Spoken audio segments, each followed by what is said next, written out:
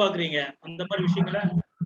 அந்த மாதிரி விஷயங்களை நீங்க கொஞ்சம் உங்களுடைய ஷார்ட் பாக்ஸ்லயோ இல்ல நீங்க வந்து உங்களை ஆடியோவை ஆன் பண்ணி கூட நீங்க சொல்லலாம்.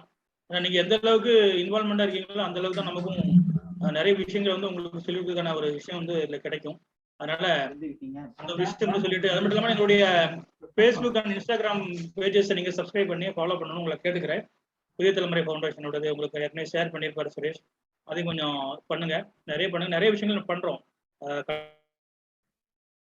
கண்டினியூஷனா நிறைய விஷயங்கள் பண்ணிட்டு இருக்கோம். அதனால அது உங்களுக்கு நான் நினைச்சிட்டு சொல்லிட்டு இந்த புதிய தலைமுறை அறக்கட்டளை மற்றும் Madurai soft skill training academy நடத்தக்கூடிய வங்கித்துறையில் வேலைவாய்ப்புகள் குறித்த இணையவழி கருத்தரங்கம் 3ஆம் நாள் இந்த பயிற்சி கருத்தரங்குக்கு உங்களை எல்லாம் மீண்டும் ஒரு முறை வரவேற்பதிலே மிக்க மகிழ்ச்சி அடைகிறேன்.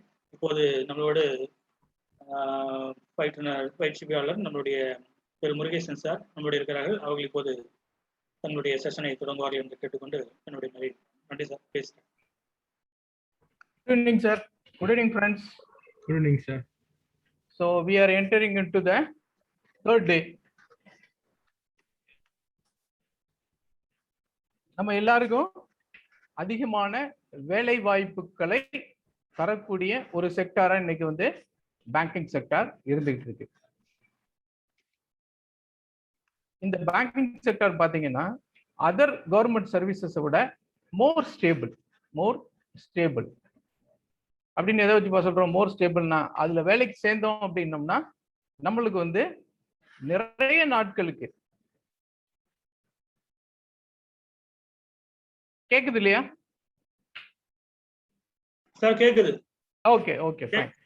ஸோ நீண்ட நாட்களுக்கு வந்து ஒரு நிலையான சர்வீஸ்ல நம்ம இருக்கிறதுக்கான வாய்ப்புகள் ரொம்ப அதிகம். ஏன்னா இன்னைக்கு பிரைவேட் செக்டார்ல பாத்தீங்க அப்படின்னு சொன்னீங்கன்னா எவ்வளவு பெரிய நல்ல கம்பெனியா இருந்தாலும் என்ன ஆயிருது, ஒரு ரெசெஷன் வருது அப்படின்னு சொன்னோம்னா lay off, lay down, shifting, wage cut இதெல்லாம் நடந்துகிட்டே இருக்கு.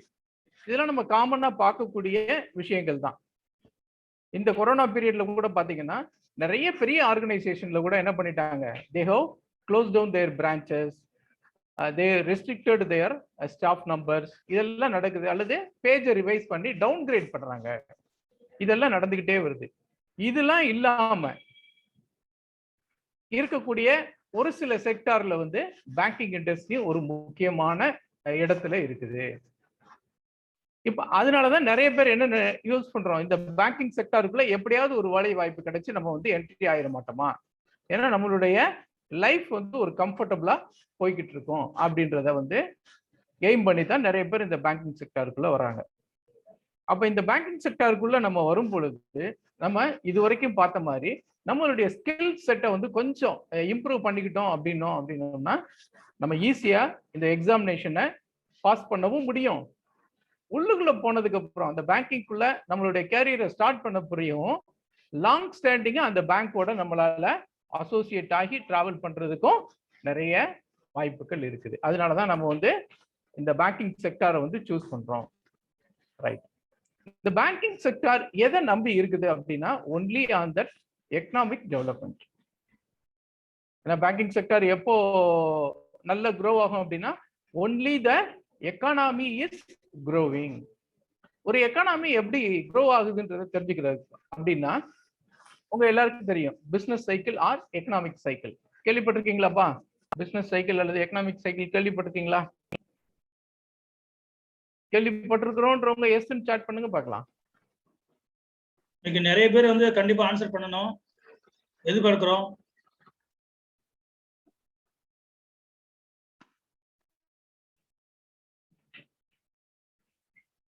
பிசினஸ் சைக்கிள் என்னன்னு கூட நீங்க சொல்ல வேணாம். நான் வந்து பிசினஸ் சைக்கிள் அல்லது எக்கனாமிக் சைக்கிள் பத்தி கேள்விப்பட்டிருக்கிறேன் சார் அப்படின்னு சொல்றவங்க சாட்ல எஸ் ஆல் நோ அப்படின்னு மெசேஜ் கொடுங்க பார்க்கலாம். நோ, கேள்விப்படல. பூஜாஸ்ரீ கேள்விப்படல. ஓகே, பூஜாஸ்ரீயே கேள்விப்படலைன்னா நிறைய பேர் கேள்விப்பட்டிருக்க மாட்டாங்க. Vidya no. Okay, most of the people. Kiruthika no, Akshaya no, Diwakar no. So most of the people வந்து இதை கேள்விப்படல. ஆக்சுவலா இதை தெரிஞ்சுக்கிறது வந்து நம்மளுக்கு நல்லது. அதை தெரிஞ்சுக்கிட்டோம் அப்படின்னா நீங்க ஏதாவது தொழில்துறை ஆரம்பிச்சிருந்தாலும் சரி அல்லது நீங்க எம்ப்ளாய்மெண்ட்ல இருந்தாலும் இன்னைக்கு ஸ்டேட்ல நம்மளுடைய எக்கானமி எந்த இடத்துல இருக்குது அப்படின்றத வந்து நம்ம வந்து தெரிஞ்சுக்கிறதுக்கு ஒரு வாய்ப்பாக அமையும்.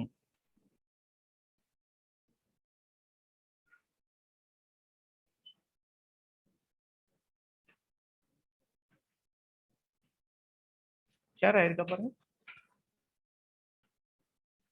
மீட்டே கட் ஆயிடுச்சு.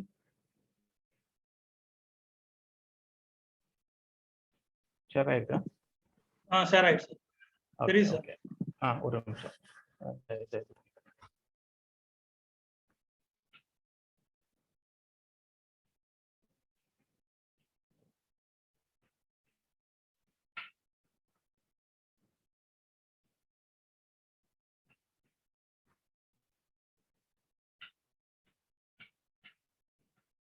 ஸ்லோவா இருக்கு.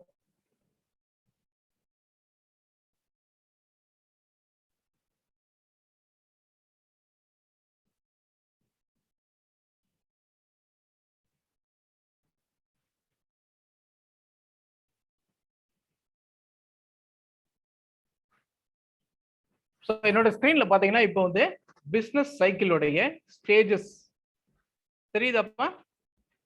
பிசினஸ் சைக்கிளுடைய ஸ்டேஜஸ்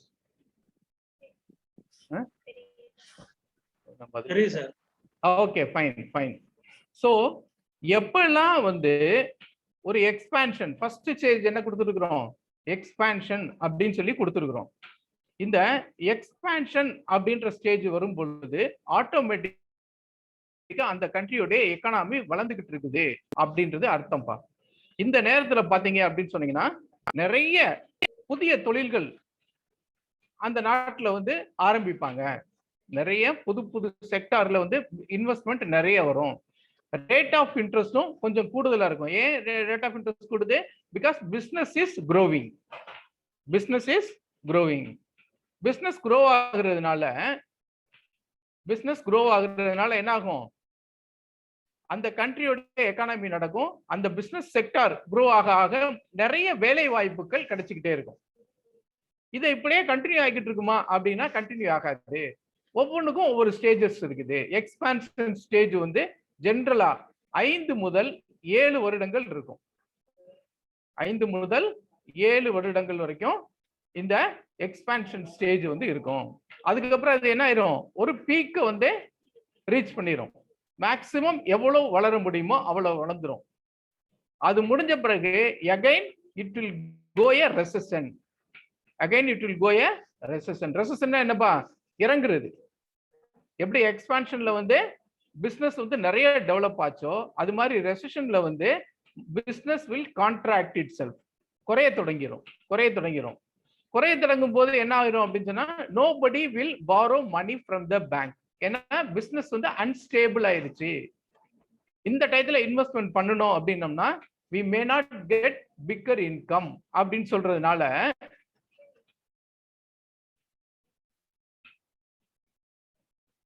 பிக்கர் இன்கம் வராததுனால என்ன ஆயிருவாங்க? பணத்தை கடனுக்கு வாங்குறது குறையும். பணத்தை கடனுக்கு வாங்குறது குறையும்னா என்ன பாகும்? ஆட்டோமேட்டிக்கா rate of interest will fall. இன்னைக்கு நடந்துகிட்டு இருக்கிறத நீங்க பார்த்திருப்பீங்க. Today the rate of interest is coming down. Drastically it is coming down. From the peak of 12%, now it is reached the 5.5%, almost half. இந்த ரேட் ஆஃப் இன்ட்ரெஸ்ட் குறைஞ்சிறதுனால என்னப்பா நம்மளுக்கு நஷ்டம் வரும்? நல்லது தானே சார், தொழில் தொடங்கலாமே அப்படின்னா மந்த நிலையில இருக்குன்றது அர்த்தம். ரேட் ஆஃப் இன்ட்ரெஸ்ட் வந்து ஃபால் ஆகுது அப்படின்னா தொழில் மந்த நிலையில இருக்குது. அந்த நேரத்துல தான் பாத்தீங்கன்னா government will announce bigger stimulus. Loan வாங்குங்க, உங்களுக்கு வந்து வட்டியில வந்து குறைச்சி தர்றோம், ஃப்ரீ ஹாலிடே 6 months கொடுக்குறோம், சப்சிடி கொடுக்குறோம். இப்படின்லாம் கவர்மெண்ட் என்ன பண்ணும்? மக்களை வந்து லோன் வாங்கி பிசினஸ் எக்ஸ்பேண்ட் பண்ண வைக்கும். ஏன்னா அப்பதான் அந்த கண்ட்ரியோட ஜிடிபி வளரும். இந்த மாதிரி கான்ட்ராக்ட் ஆச்சுன்னா ஜிடிபி cannot grow. அப்ப அதை ஸ்டிமுலேட் பண்ணும். நிறைய பேப்பர்ல எல்லாம் பார்த்துட்டு இருப்பீங்க, government is released 2 lakh crore stimulus package to induce the industries. ரீசெண்டா பார்த்துருப்போம், அந்த கொரோனாக்கு அப்புறம் வந்து கிட்டத்தட்ட ஒரு 4 முதல் 5 லட்சம் கோடி ரூபாய் வந்து இந்த ஸ்டிமுலஸ் பேக்கேஜ் எல்லாம் செலவு பண்ணதா பினான்ஸ் மினிஸ்டருடைய ஸ்டேட்மெண்ட்ல நம்ம பார்த்திருப்போம். இந்த மாதிரி ஸ்டிமுலஸ் நடக்க நடக்க நடக்க என்ன ஆகும்னா again business will start expanding. ரெசஷன்ல வந்துச்சுனாலும் ஒரே தான் ரெசஷன் ஆயிராது. அந்த ட்ராட் வந்து ஒரு இடத்துல கன்சாலிடேட் ஆகும். கன்சாலிடேட் ஆகி again it will start growing, expand ஆகுது. எக்ஸ்பேண்ட் ஆகி மேல போகும் பொழுது பழைய பீக்க காட்டிலும் மேல போகும். அகைன் இந்த ரெசஷன் வந்து ஜெனரலா வந்து ஷார்ட் டேர்ம் ரெசஷனா இருந்துச்சுன்னா 1 முதல் 3 வருஷங்களுக்கு இருக்கும்பா. Then it will pass through the trough stage, then it will expand. இந்த எக்ஸ்பான்ஷன் அகைன் 5 to 7 years வரைக்கும் போகும். பெரிய எக்ஸ்பான்ஷன் இருந்துச்சுன்னா 12 years வரைக்கும் கூட ஒரு சில சைக்கிள்ல வந்து போகுது. ரொம்ப வருஷம் வந்து அந்த எக்ஸ்பான்ஷன் வந்து கன்சாலிடேட் ஆகி இருந்துட்டு பிரேக் அவுட் ஆகும்போது என்ன ஆகும்னா it will cut all the previous peak and reach its own highs. இன்னைக்கு ஸ்டாக் மார்க்கெட்ல பாத்தீங்கன்னா எல்லாத்தையும் கட் பண்ணி it is starting its own high. என்னாச்சு கட் ஆயிடுச்சு நினைக்கிறேன்.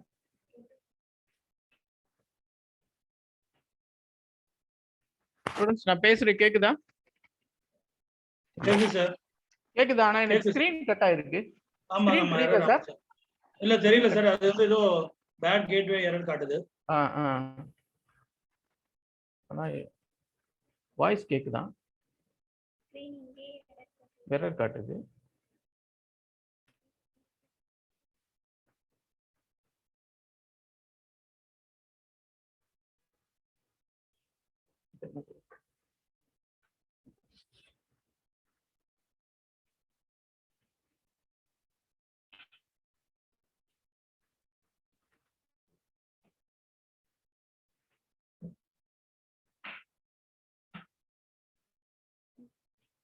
அடுத்த இந்த இதை அம்பானி கூட போட்டுட்டு இதை மினிமைஸ் பண்ணிட்டு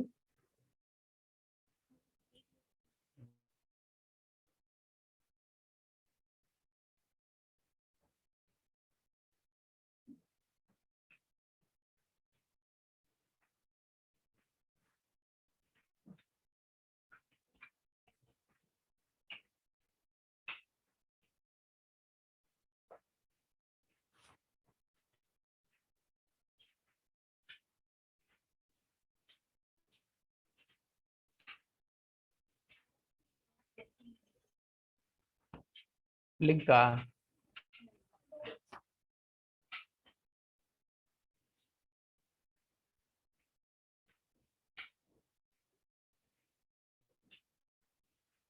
ஸோ அந்த பீக் போகும்போது என்ன ஆகும் அப்படின்னம்னா ஆட்டோமேட்டிக்கா ரேட் ஆஃப் இன்ட்ரெஸ்ட் எல்லாமே என்ன ரைஸ் ஆகிக்கிட்டே இருக்கும். ரேட் ஆஃப் இன்ட்ரெஸ்ட் அதிகமாகும், வேலை வாய்ப்புகள் அதிகமாகும், புதிய தொழில்கள் நிறைய உற்பத்தி தொடங்கப்படும், ஜிடிபி growth ஆகும், டாக்ஸ் கலெக்ஷன் அதிகமா நடந்துகிட்டே இருக்கும். டாக்ஸ் கலெக்ஷன் வந்து ரொம்ப அதிகமா நடந்துகிட்டே இருக்கும். இதெல்லாம் வந்து characteristic of the economic or business cycle. Business சைக்கிள்ல இதெல்லாம் நடக்கும்பா. இப்போ ஒரு வீடியோ நான் ரன் பண்றேன்.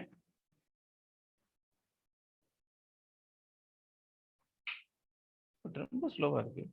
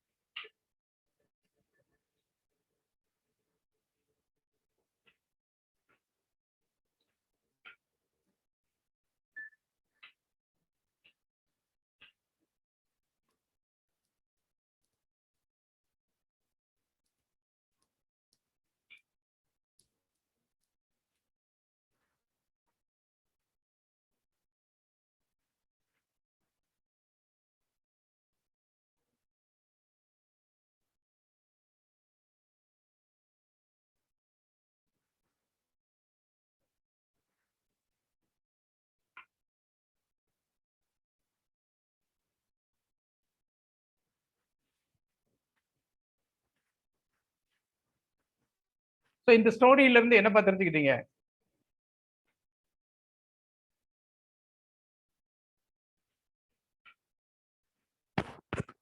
Hello? Students, please respond. What you learned from this story? இது கிட்டத்தட்ட ஒரு இண்டஸ்ட்ரியோட பிசினஸ் சைக்கிள் மட்டும் இல்ல, இந்தியன் பிசினஸ் சைக்கிளையும் நீங்க அனலைஸ் பண்ணிக்கிறதுக்கு இந்த வீடியோ வந்து ரொம்ப யூஸ்ஃபுல்லா இருக்கும். What do you understand from this?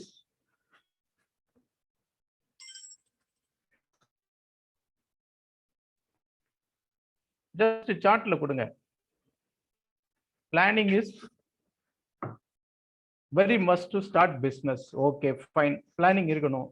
Do you think that Ambani has started a business without any planning? கண்டிப்பா அவருக்கும் நிறைய அட்வைசஸ் இருந்திருப்பாங்க, நிறைய சார்ட்டர்ட் அக்கௌண்டன்ட்ஸ் இருந்திருப்பாங்க. எல்லார்ட்டையும் கன்சல்ட் பண்ணி தான் அவர் என்ன பண்ணியிருந்திருப்பாரு, ஒரு பெரிய பிளான்ஸ் எல்லாம் போட்டு தான் பிசினஸ் ஸ்டார்ட் பண்ணியிருப்பாரு. But still he faced a lot of problem. எல்லா பிசினஸுமே அந்த இனிஷியல் ஸ்டேஜ் நம்ம பார்த்தோம் இல்லையா, growth ஸ்டேஜ், அந்த ஸ்டேஜ்ல வளர்ந்து தான் போய்கிட்டே இருக்கும். What ever may be the business. குப்பை கூலங்கள்லாம் கூட மேலே போகும். நீங்க ஸ்டாக் மார்க்கெட் எடுத்து அனலைஸ் பண்ணி பார்த்தீங்கன்னா தெரியும், 10 ரூபாய்க்கு இருந்த ஷேர் 1000 ரூபாய்க்கு போய்கிட்டு இருக்கும். Because industry in the growth stage. அந்த மெச்சூரிட்டி ஸ்டேஜ் வந்த பிறகு எல்லாம் அப்படியே ஸ்டாக்னேட் ஆகும். ரெசெஷன் போது அந்த ஃபால் வந்து இன்எவிட்டபிள். இவர் என்ன பண்ணிட்டாரு, ரெண்டு பேருக்கும், அதாவது நல்லா இந்த ஸ்டோரியை நீங்க பாத்தீங்கன்னா தெரிஞ்சிருக்கும். முகேஷ் அம்பானி வந்து அம்பானி வந்து இறந்து போறாரு. திருபாய் அம்பானி வந்து இறந்து போறாரு. அந்நேரம் அவர் விட்டுட்டு போன சொத்துக்களோட மதிப்பு 24,000 கோடி ரூபாய். ரைட். இந்த 24,000 கோடி ரூபாய் சொத்துக்களும் அவருடைய 2 மகன்கள் அனில் அம்பானி, முகேஷ் அம்பானி இருவருக்கும் சமமா பிரிச்சு கொடுக்குறாங்க. ஆளுக்கு 12,000 கோடி ரூபாய் சொத்து வர்ற மாதிரி பிரிச்சுக்கிட்டாங்க. அப்ப முகேஷ் அம்பானி என்ன பண்றாரு, எனக்கு வந்து ரிலையன்ஸ் பெட்ரோலியம் போதும், அந்த இண்டஸ்ட்ரி வந்து வேல்யூ வந்து 12,000 கோடி ரூபாய் நெருக்கி இருக்குது, அதை நான் வச்சுக்கிறேன் அப்படின்ட்டு. அனில் அம்பானி மற்ற எல்லா சொத்துக்களையும் அவர் எடுத்துக்கிறார். சின்ன சின்ன கேஸ் கம்பெனி இதெல்லாம் அவர் எடுத்துக்கிறார். எடுத்துக்கிட்டு அவர் அவருடைய எம்பையரை வந்து ஸ்டார்ட் பண்றாரு. சினிமால இருந்து, கன்ஸ்ட்ரக்ஷன்ல இருந்து, இம்போர்ட் அண்ட் எக்ஸ்போர்ட்ல இருந்து, டெலிகாம்ல இருந்து, ஹவுஸ் பில்டிங்ல இருந்து அவர் என்ட்ரு பண்ணாத தொழிலே கிடையாது. எல்லா செக்டார்லயும் அனில் அம்பானியுடைய காலடிகள் பதிக்கப்பட்டன. ஃபோர்ப்ஸ் புக்ல வந்து the richest person in the Asia, அதுல அவரோட நேம் வருது. அந்த அளவுக்கு ஃபாஸ்டா டெவலப் ஆறாரு. ஏன்னா அப்போ வந்து எக்கானமி என்ன ஸ்டேஜ்ல இருக்குப்பா, growth ஸ்டேஜ்ல இருந்துச்சு. 12, 14 ஸ்டேஜ்ல வரும்போது ஒரு ரெசஷன், வேர்ல்டு ஃபுல்லா ஒரு ரெசஷன் வந்தது. நம்மளும் கேள்விப்பட்டிருப்போம். Fortunately India was avoided the recession in a big way. எப்படி அப்படின்னு கேட்டீங்கன்னா, நம்மளுடைய savings habit. Each and every Indian saves அட்லீஸ்ட் 24% ஆஃப் ஹிஸ் ரெவென்யூ. அந்த சேவிங்ஸ் எல்லாம் என்னமா மாறிடுது, இன்வெஸ்ட்மெண்டா மாறி நம்மளை ப்ரொடெக்ட் பண்ணதுனால தான் இந்தியா வந்து அந்த கிரேட் ரெசஷன்ல இருந்து தப்பிச்சிச்சு. இதே இது யூஎஸ், யூகே இங்கெல்லாம் பாத்தீங்கன்னா, ஒருத்தன் கல்லூரி முடிச்சு வரும் பொழுதே, வெளியே வரும்போதே கடனாளியா தான் வருவான். ஏன்னா நிறைய கிரெடிட் கார்ட்ஸ் கொடுத்துருவாங்க, அதுக்கு அவனை பழக்கப்படுத்திடுவாங்க. எஜுகேஷன் லோன் ஒரு பக்கம் வந்துடும். இப்ப நம்மளும் கிட்டத்தட்ட அந்த ஸ்டேஜுக்கு தான் நம்ம மக்களை கொண்டு போய்கிட்டு இருந்தோம். ஆனா 10 வருஷங்களுக்கு முன்னால வரைக்கும் இது நம்மளுடைய கல்ச்சர் கிடையாது. நம்மளோட கல்ச்சர் என்னது? சேவிங்ஸ் தான் நம்மளுடைய கல்ச்சர். என்ன ரெவன்யூ ஏர்ன் பண்றோமோ அதுல 24% வந்து ஆன் அண்ட் ஆவரேஜா இந்தியன்ஸ் வந்து சேவ் பண்ணாங்க. அதனாலதான் அந்த ரெசஷன்ல இருந்து தப்பிச்சோம். அதே பாலிசியை யார் அடாப்ட் பண்ணாங்க?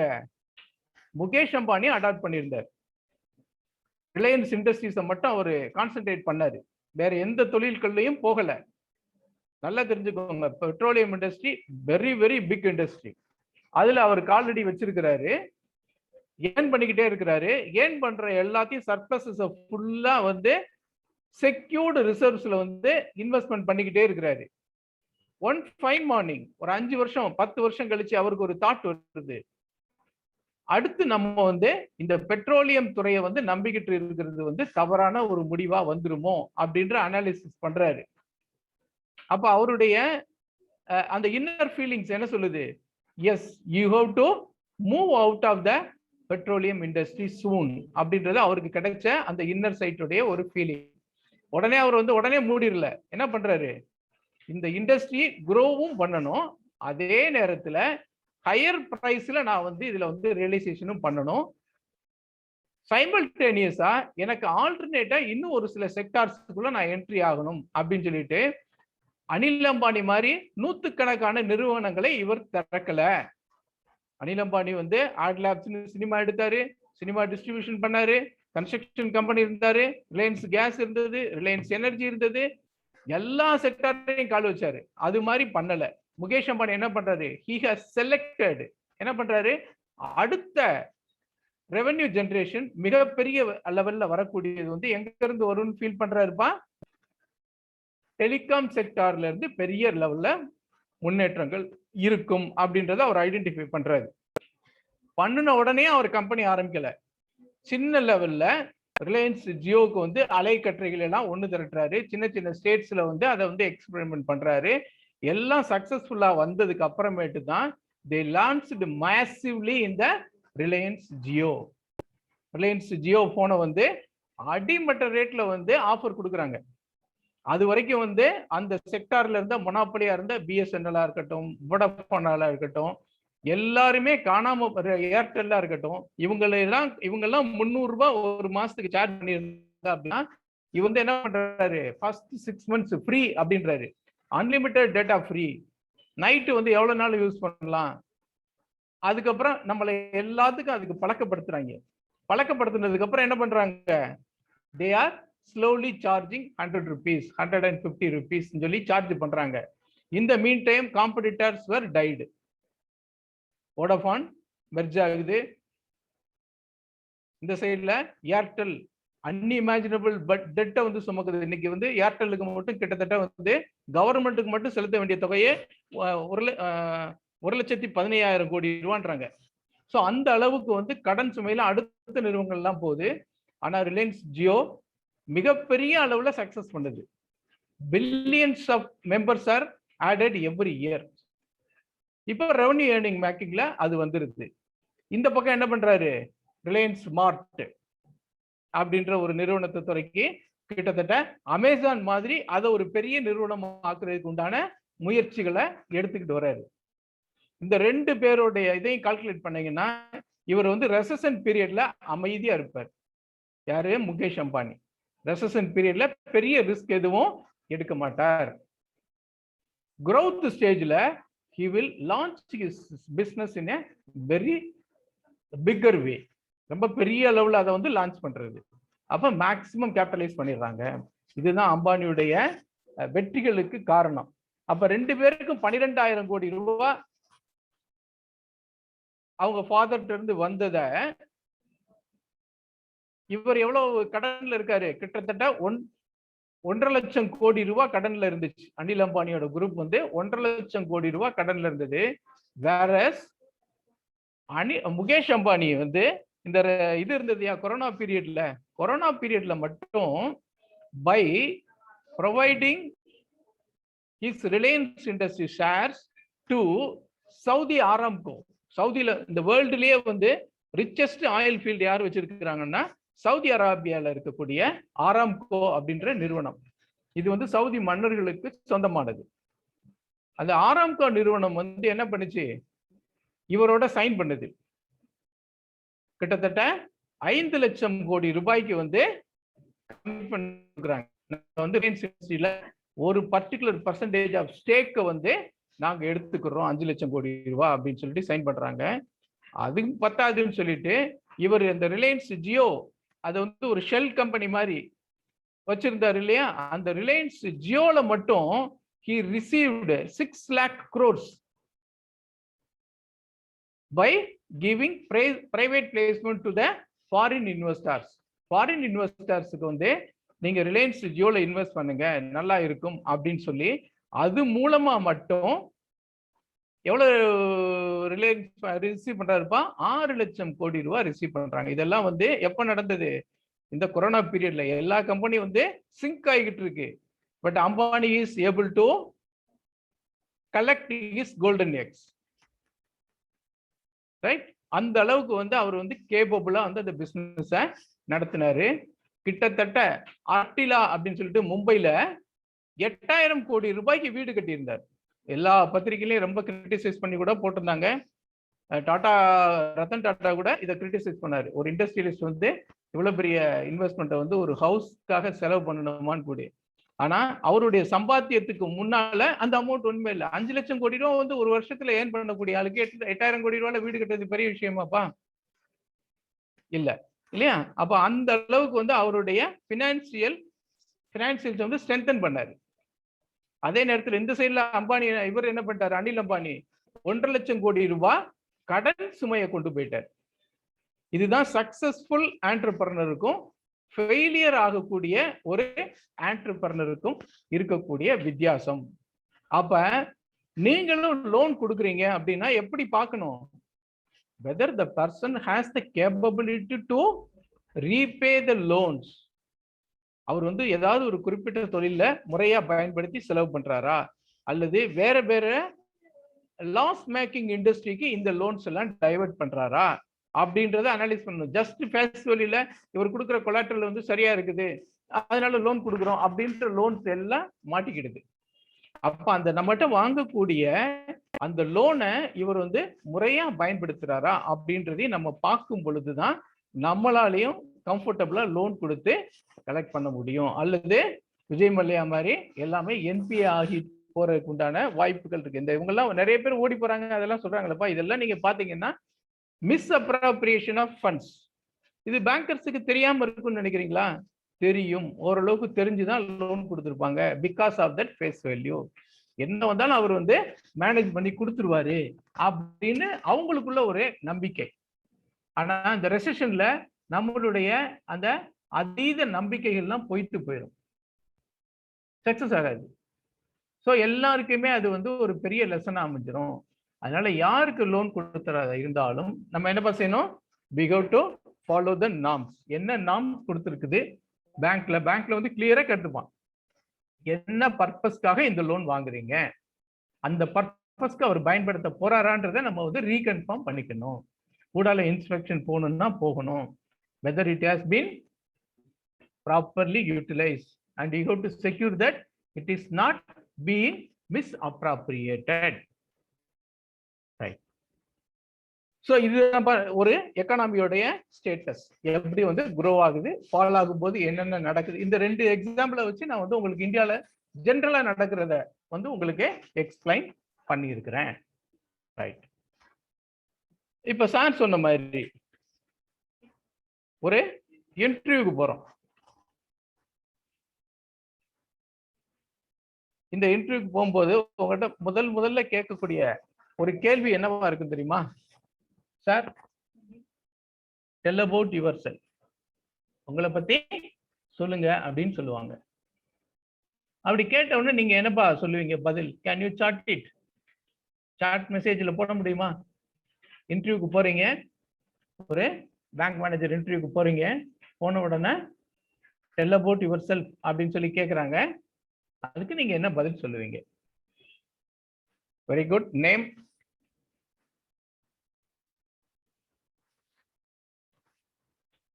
Rajalakshmi is saying that she will say her name, then qualifications. Very good. Educational qualifications, studies. Bujasri, studies. Okay.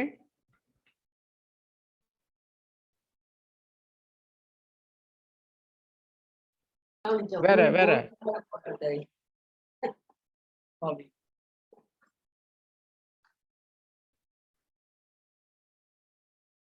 ஸ்டூடண்ட்ஸ்க்கு முக்கியமான ஒரு hobbies. sector. Okay.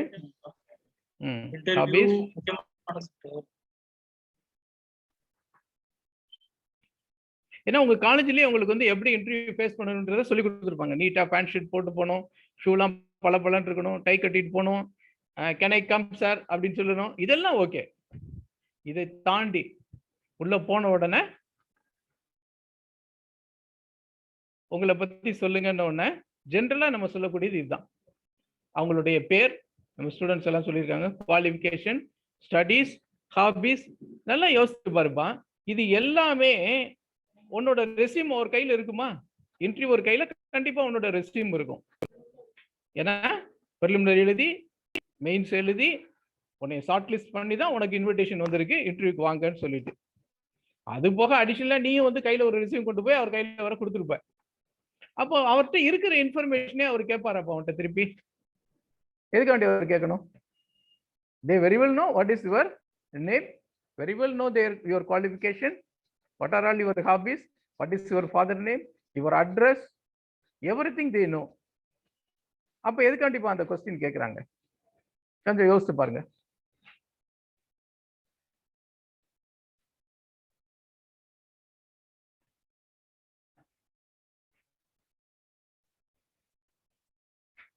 யோசித்து இப்ப டைப் பண்ணுங்க. இருக்கிற இன்ஃபர்மேஷனே கண்டிப்பா கேட்க மாட்டாங்கல்ல. அவங்களுக்கும் தெரிஞ்ச உங்களுக்கும் தெரிஞ்ச ஒரு இதை to analyse your communication skill. Very good Keerthika. To check the communication. Very good Akshaya. நம்மளுடைய கம்யூனிகேஷன் ஸ்கில்ல பாக்குறதுக்காண்டி கேட்கறாங்க. அந்த கம்யூனிகேஷன் ஸ்கில்ல பாக்குறதுக்காண்டி கேட்கறாங்க அப்படின் போது what reply you will give? என்ன மாதிரி பதில் நீங்க சொல்லுவீங்க? இப்ப யோசிச்சு சொல்லுங்க.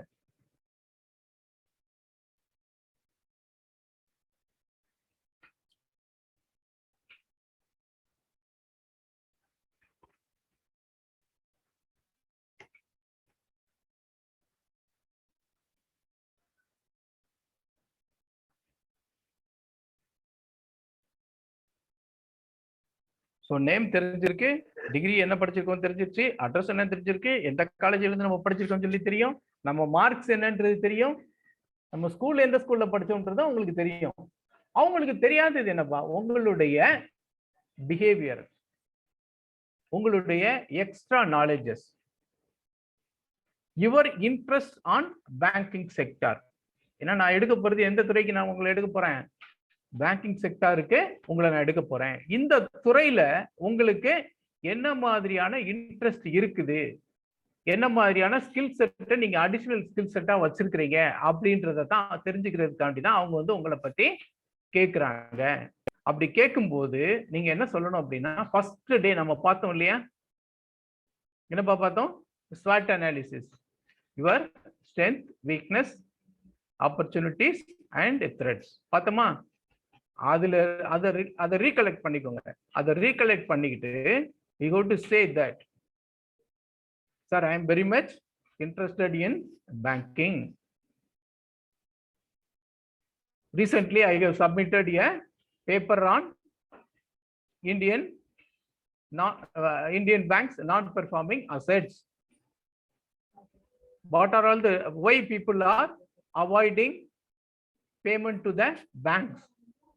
How this can be avoided? இத பத்திலாம் நான் வந்து அனலைஸ் பண்ணியிருக்கிறேன் சார் அப்படின்னு சொல்லலாம்.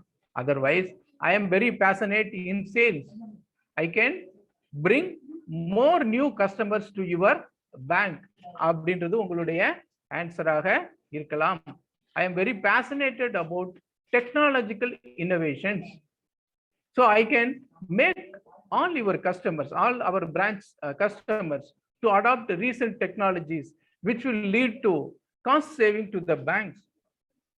So அவங்க உங்ககிட்ட எதிர்பார்க்கிறது வந்து உங்களை வந்து இந்த பேங்க்குக்கு வேலைக்கு நான் எடுத்தேன் அப்படின்னா அதனால இந்த பேங்க்குக்கு என்ன பெனிஃபிட்ஸ் அப்படின்றத உங்க வாயிலிருந்து உங்களை சொல்ல வைக்கிறதுக்காண்டி தான் அந்த கொஸ்டின்ஸ் வந்து கேட்கப்படுகின்றது. ஸோ அப்போ நீங்க வந்து ஒரு பிரீஃப் ஒரு 3 நிமிஷத்துக்கு மேல போகக்கூடாதுப்பா. அந்த பதில் வந்து 2 முதல் 3 நிமிஷத்துக்கு மேல போகக்கூடாது. அதுக்குள்ள நீங்க பிரீஃபா வந்து உங்களை பத்தி உங்களால இந்த வங்கிக்கு என்ன சாதகங்கள் இருக்குது கிடைக்கும் அப்படின்றத எக்ஸ்பிளைன் பண்ணணும் அப்படின்றதான் எதிர்பார்க்கிறாங்க. இது வந்து நீங்க வந்து பேங்க்குக்கு மட்டும் இல்ல, wherever you go for an interview, when you got an opportunity, explode it with your skill set. உங்களுக்கு என்னென்ன ஸ்கில் செட் இருக்குன்றத அவங்களுக்கு புரிய வைக்கிற மாதிரி பதில் சொல்லணும்.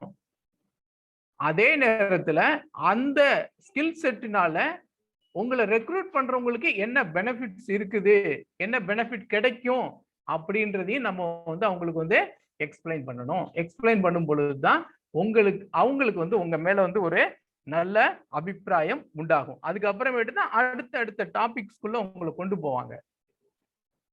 அப்ப இதெல்லாம் நம்ம தெரிஞ்சுக்கிட்டணும் அப்படின்னா என்ன பண்ணணும்? பேங்கிங் சம்பந்தமான நியூஸஸை நம்ம கலெக்ட் பண்ணி படிக்க தொடங்கணும். நிறைய படிக்கணும், நிறைய தெரிஞ்சு வச்சுக்கணும். எங்கெங்க என்னென்ன நடக்குது அப்படின்றத வந்து நம்ம வந்து தெரிஞ்சு வச்சுக்கணும். தெரிஞ்சு வச்சுக்கிட்டாதான் இந்த மாதிரியான இன்டர்வியூஸ்ல வந்து நம்மளால தைரியமா பேச முடியும். அப்போ ஒரு பேங்க் நீங்க நான் இப்ப சொன்ன மாதிரி நீங்க இந்த அனாலிசிஸ் போட்டு பாருங்க. What is the business cycle? அந்த சைக்கிள் எடுத்துக்கோங்க. சைக்கிள் எடுத்து பார்த்தீங்க அப்படின்னா எந்த பீரியட்ல இந்தியாவில் வந்து growth ஸ்டேஜ்ல இருக்குது அப்படின்றத பாருங்க. அந்த பீரியட்ல பாத்தீங்க அப்படின்னு சொன்னோம்னா ரேட் ஆஃப் இன்ட்ரெஸ்ட் அந்த டேட்டாவை எடுத்து பாருங்க. எல்லாம் கூகுள்ல everything is available. Search in the Google. அப்ப பாஸ்ட் 20 இயர்ஸ் டேட்டா எடுத்து அனலைஸ் பண்ணி பாருங்க. எப்பெல்லாம் எக்கனாமிக் growth நடக்குது, அந்த பீரியட்ல ரேட் ஆஃப் இன்ட்ரெஸ்ட் என்ன நடக்குது, அந்த பீரியட்ல எம்ப்ளாய்மெண்ட் growth என்ன நடக்குது, அந்த பீரியட்ல கம்பெனிஸோட ப்ராஃபிட்டபிலிட்டி எந்த அளவுக்கு இன்க்ரீஸ் ஆகுது. ஸோ இந்த மாதிரியான டேட்டா எல்லாம் கலெக்ட் பண்ணி சார் இந்த பேங்க் வந்து இந்த பீரியட்ல வந்து இந்த அளவுக்கு க்ரோ ஆகுறதுக்கு ஆப்பர்ச்சுனிட்டிஸ் இருக்குது. So this is the right time because economy is growing. ஆனா நீங்க விஷயம் தெரிஞ்சு வச்சு பேசணும். பிளைண்டா பேசிடக்கூடாது. அவர் டக்குன்னு உங்கள்கிட்ட திருப்பி கேட்பாங்க what is economic growth, what do you mean by economic growth அப்படின்னா அதை எக்ஸ்பிளனேஷன் சொல்லக்கூடிய அளவுக்கு நம்மளுக்கு ஸ்கில் செட்டும் இருந்துதான் அந்த இதுகளை சொல்லணும். ரைட்? அதே நேரத்துல பேங்க்ல வந்து ஃப்ரீக்வெண்டா என்ன கேட்கிறாங்கன்னா பேங்க்ல வந்து மிகப்பெரிய ப்ராப்ளம் வந்து என்பிஏ. இது நடக்கிறதுனால இதை எப்படி அவாய்ட் பண்றது, இது நல்லதா கெட்டதா அப்படின்ற மாதிரியான கொஸ்டின்ஸ் எல்லாம் நிறைய இடங்கள்ல கேட்கிறாங்க. இதுக்கு என்னப்பா பதில் சொல்றது? NBA is on the rise. Is it an evil? Can anybody answer?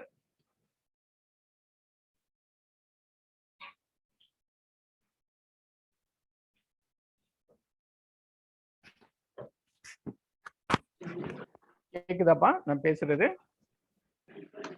கேக்குது சார். ஸ்டூடெண்ட்ஸ் ப்ளீஸ் கொஞ்சம் இது பண்ணுங்க, ஆன்சர் பண்ணுங்க. உங்களுக்கு என்ன தெரியுதோ சொல்லுங்க. அதை பத்தி ஒண்ணும் இல்லை, சார் அதை கரெக்ட் பண்ணுவாங்க. நீங்க ஒண்ணுமே சொல்லாம இருந்தா அது உங்களுக்கு தெரியாமலே போகும். உங்க மனசுல என்ன இருக்கோ சொல்லுங்க.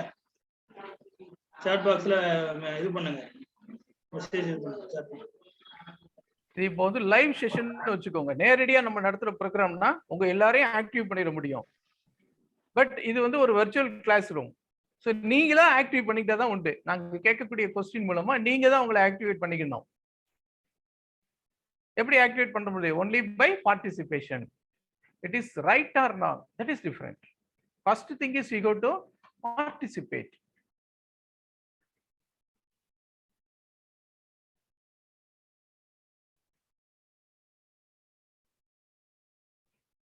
ஏன்னா இது மாதிரி இக்கட்டான கொஸ்டின்ஸ் வந்து ஃப்ரீக்வெண்டா ஃபைனல் இன்டர்வியூல கேட்பாங்கப்பா.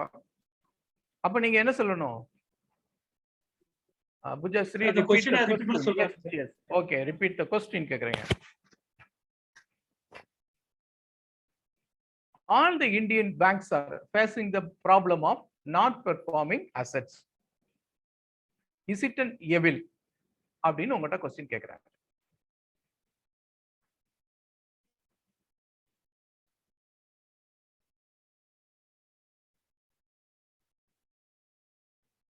ரைட். So time out. நானே பதில் சொல்றேன். இதுக்கு வந்து இதுதான் பதில் அப்படின்றது கிடையாது. இது வந்து எதுக்காக கேட்கப்படக்கூடிய கேள்வி அப்படின்னா, உங்களுடைய ஆப்டிடியூட அனலைஸ் பண்றதுக்காண்டி. How you pursue that NBA. அப்ப நீங்க என்ன சொல்லணும்? என்பிஏனா எதனால ஏற்படுது அப்படின்றது வந்து நீங்க வந்து you have to explain. How the NPS are happening if the borrower is defaulting.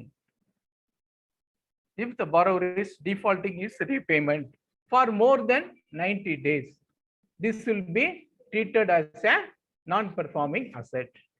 இப்போ வந்து ரீசெண்டா என்ன கிளாசிஃபிகேஷன் கொடுக்குறாங்க? 30 டேஸ்க்கு கூட என்பிஏவா கிளாசிஃபை பண்றதுக்கு பவர்ஸ் கொடுக்குறாங்க. அப்ப இந்த என்பிஏவா கிளாசிஃபை பண்றதுக்கு ஒரு காரணம், உண்மையிலேயே அந்த இண்டஸ்ட்ரி வந்து ஒரு ரெசெஷன்ல இருக்கலாம், அல்லது இப்போ ஃப்ரீக்வெண்டா என்ன நடக்குதுப்பா, லோன் வேவர், இன்ட்ரெஸ்ட் வேவர் இதெல்லாம் நடக்குது. இது மாதிரியான எக்ஸ்பெக்டேஷன் மக்கள் மத்தியில் இருந்தாலும் they will not repay their dues in the right time. That will lead to NPAs. So NPAs is not the, if the NPA is not there, economy may not grow. NPA அது இன்பில்ட்டா வந்துதான் ஆகும். But how much NPA is desirable அப்படின்றதான் இதுல ஒரு track. ஒரு company இருக்குது, 10 லட்சம் ரூபாய் லோன் கொடுக்குது, 5 லட்சம் ரூபாய் என்பிஏ ஆச்சுன்னா கம்பெனி ரன் பண்ண முடியாது. The bank cannot survive. At the same time, if it is in the controllable limit of 5,000 crores, 5 lakh crore loan கொடுக்கக்கூடிய ஒரு பேங்க்குக்கு வந்து 5,000 crores is a very negligible amount. So it depends upon the such situations. It depends upon the banks. It depends upon their size. Everything has to be considered. And the interest of the government. ஏன்னா இப்போ government வந்து இப்போ இருக்கிற government வந்து பாத்தீங்கன்னா they are very very very strict on writing off. Writing off வந்து இன்னைக்கு இருக்கக்கூடிய சென்ட்ரல் கவர்மெண்ட் வந்து அலோவ் பண்றதுக்கு ரெடி இல்லை அப்படின்ற மாதிரியான இண்டிகேஷன்ஸ் தான் இப்போ ஜென்ரலா வந்துகிட்டு இருக்கு. ஸோ அந்த பீரியட்ல வந்து மக்கள் மத்தியில வந்து அந்த எதிர்பார்ப்புகள் இருக்காது, கட்டிடுவாங்க. அதே நேரத்துல நம்மளோட ஸ்டேட்ல பாத்தீங்கன்னா இந்த எதிர்பார்ப்புகளை கவர்மெண்ட்ஸ் வந்து கிரியேட் பண்ணி விட்டுட்டே இருக்கு. 2 கவர்மெண்ட் என்ன பண்றாங்க, நாங்கள் வந்தா இதெல்லாம் தள்ளுபடி பண்ணுவோம், அக்ரிகல்ச்சர் லோனை தள்ளுபடி பண்ணுவோம், ஜுவல் லோனை தள்ளுபடி பண்ணுவோம் அப்படின்னு சொல்லும் போது people may not repay the loan on the right time. Automatically it will go to the NPA. அப்ப கவர்மெண்ட் வந்து ஒண்ணு தள்ளுபடி பண்ணணும், தள்ளுபடி பண்ணலைன்னு சொல்லி அனௌன்ஸ் பண்ணாதான் அதுக்கு அடுத்து வந்து மக்கள் வந்து கட்டுவாங்க. இந்த மாதிரி 2-3 தடவை கன்சிஸ்டன்டா தள்ளுபடி பண்ணி பழகிட்டோம் அப்படின்னம்னா பீப்புளோட மைண்ட் செட் என்னவாயிரும், எப்படி இருந்தாலும் கவர்மெண்ட்ல நம்ம லோன் வாங்கினோம்னா கட்ட வேண்டியது இல்லை, தே வில் என்ன பண்ணிடுவாங்க, தள்ளுபடி ரைட் ஆஃப் பண்ணிடுவாங்க அப்படின்ற ஒரு கான்பிடன்ஸ் வந்துடும். இவ்வளவு பிரச்சனைகள் இருக்கிறதுனால this is not the problem of the bank alone. It is the problem of the governments and the borrowers. But we have to be very vigilant on NPAs. We have to take measures how we can induce. எப்படி வந்து தள்ளி போடுறதுக்கு மக்கள் வந்து ஒரு காரணங்களை கண்டுபிடிக்கிறாங்களோ அதே மாதிரி நம்ம வந்து ப்ராப்பரா ரீபே பண்ணக்கூடிய கஸ்டமர்ஸ் வந்து ரெகக்னைஸ் பண்ணி அவங்களோட நீட்ஸ் வந்து நம்ம ஃபுல்ஃபில் பண்ணும்போது the bank can reduce the NPAs அப்படின்ற மாதிரியான பதிலை வந்து நம்ம கொடுக்க பழகணும். ஏன்னா இது நல்லா தெரிஞ்சுக்கோங்க, அவங்க உங்ககிட்ட கேட்கக்கூடிய கொஸ்டின்ஸ்ல 90% ஆஃப் த கொஸ்டின்ஸுக்கு there is no right answers. இந்த கேள்விக்கு இது மட்டும்தான் பதில் அப்படின்றது இப்ப உங்களுக்கு அரித்மெட்டிக்ல சொல்லுவோம் 2 + 2 = 4. 4னா 4 தான். நீங்க சொன்னாலும் அதுதான், நான் சொன்னாலும் அதுதான், மோடி சொன்னாலும் அதுதான். ஆனால் இன்டர்வியூல கேட்கக்கூடிய இது மாதிரி ஜெனரலைஸ்டு கொஸ்டின்ஸ்க்கு வந்து ஒரு கிளியர் கட் ஆன்சர் கிடையாது. It may vary from person to person. அந்த யார் ஆஸ்க் பண்றாரோ, யார் அந்த கொஸ்டினை ரைஸ் பண்றாரோ அவருடைய நாலேஜ் டிபெண்ட்ஸ்.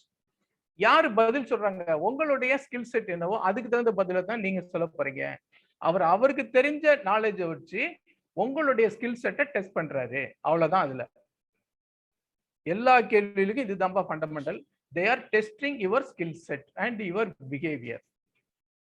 இதுக்கு ஏத்த மாதிரி ரிஹர்சல் பண்ணுங்க. ஒவ்வொரு கொஸ்டின்ஸுக்கும் ரிஹர்சல், என்ன மாதிரியான கொஸ்டின்ஸ்லாம் நம்ம இன்டர்வியூக்கு போனா கேட்கப்படலாம் அப்படின்றத வந்து ஒரு லிஸ்ட் பண்ணுங்க. அதுக்கு ஆன்சர்ஸை வந்து நெட்ல இருந்து எடுத்து பழகுங்க. யூடியூப்ல சர்ச் பண்ணி பாருங்க, what type of questions are frequently asked in bank இன்டர்வியூஸ்னு போட்டீங்கன்னா ஒரு 100 கொஸ்டின்ஸ் வரும். அந்த கொஸ்டின் செட்டுக்கு ஆன்சரை நீங்க ரிஹர்ஸ் பண்ணுங்க. ஒரு குரூப் ஃபார்ம் பண்ணிக்கோங்க. ஒரு குரூப் ஃபார்ம் பண்ணிக்கிட்டு அதை ரெடி பண்ணி நீங்க ப்ரெசென்ட் பண்ணும் பொழுதுதான் உங்களுக்கு வந்து இந்த மாதிரியான இன்டர்வியூஸ்க்கெல்லாம் ஒரு கான்ஃபிடென்ட்டோட பதில் சொல்ல முடியும். நம்ம லாஸ்ட் செஷன் முடிஞ்சா நாளைக்கு செஷன்ல கூட ஒரு குரூப் நம்ம வந்து ஃபார்ம் பண்ணுவோம். those who are interested can give their names. இந்த குரூப்ல என்னன்னா, ஒருத்தர் வந்து இன்டர்வியூ பண்ணக்கூடிய அதிகாரி, ரைட், ஒரு பேங்க்குடைய டிஜிஎம்னு வச்சுக்கோங்க. ஒரு பேங்கோட டிஜிஎம் ஒருத்தர், he has interviewing 3 peoples. அந்த இன்டர்வியூ பண்றதுக்கு உண்டான 3 பீப்புள்ஸ். யார் இன்டர்வியூ பண்ண போறீங்களோ அவங்க ஒருத்தர். மொத்தம் 4 பேர் எனக்கு நேம் கொடுங்க. 4 பேர். ஆனா நாளைக்கு வரும்போது அதுக்குரிய ஒர்க்கிங்ஸோட வரணும். யார் யார் பேர் கொடுக்குறீங்கப்பா?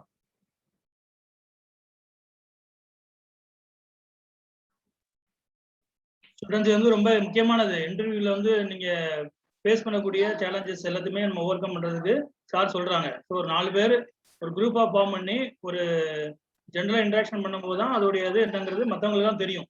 ஸோ அதனால ஒரு 4 பேர் வாலண்டியரா வாங்க, உங்க நேம் கொடுங்க ப்ளீஸ்.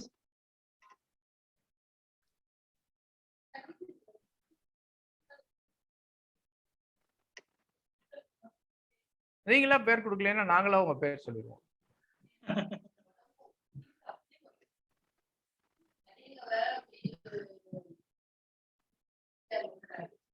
சார் இப்போ நம்மளே எடுத்துடலாம் sir. Pooja Sri, Krithika. Right, till the end of the session you have time. இந்த செஷன் முடிகிறப்ப நீங்களா வாலண்டியரா கொடுப்பீங்க அப்படின்னு சொல்லி நான் நம்புறேன். ரைட், ஸோ நெக்ஸ்ட் வந்து நம்ம என்ன பார்க்க போறோம் அப்படின்னம்னா,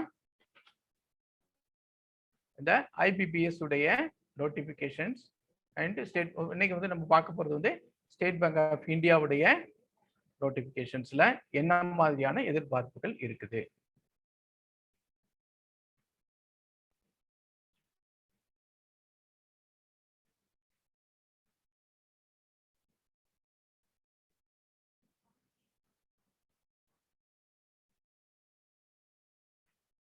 ஸ்டேட் பேங்க் ஆஃப் இந்தியாவுடைய எக்ஸாமினேஷனை கண்டக்ட் பண்ணக்கூடியது யார் அப்படின்னா SBI itself. The conducting body is State Bank of India. என்ன ஃப்ரீக்வன்சில இவங்க டெஸ்ட் வைக்கிறாங்கப்பா அப்படின்னா ஒன்ஸ் இன் ஏ இயர். மாசமோ 6 மாசத்துக்கு ஒரு தடவையோ வைக்கிறது கிடையாது. It on yearly basis. இந்த எக்ஸாமினேஷன் வந்து தமிழ்நாட்டுக்கு ஒரு தடவை, ஆந்திராவுக்கு ஒரு முறை, டெல்லிக்கு ஒரு தடவை அப்படி வைக்கிறாங்களான்னா அதுவும் கிடையாது. நேஷனல் லெவல்ல வருடத்திற்கு ஒரு முறை நடத்தப்படுகின்றது. அவங்களுடைய வெப்சைட் அட்ரஸ் www.sbi.org. இது வந்து அவங்களுடைய வெப் அட்ரஸ்.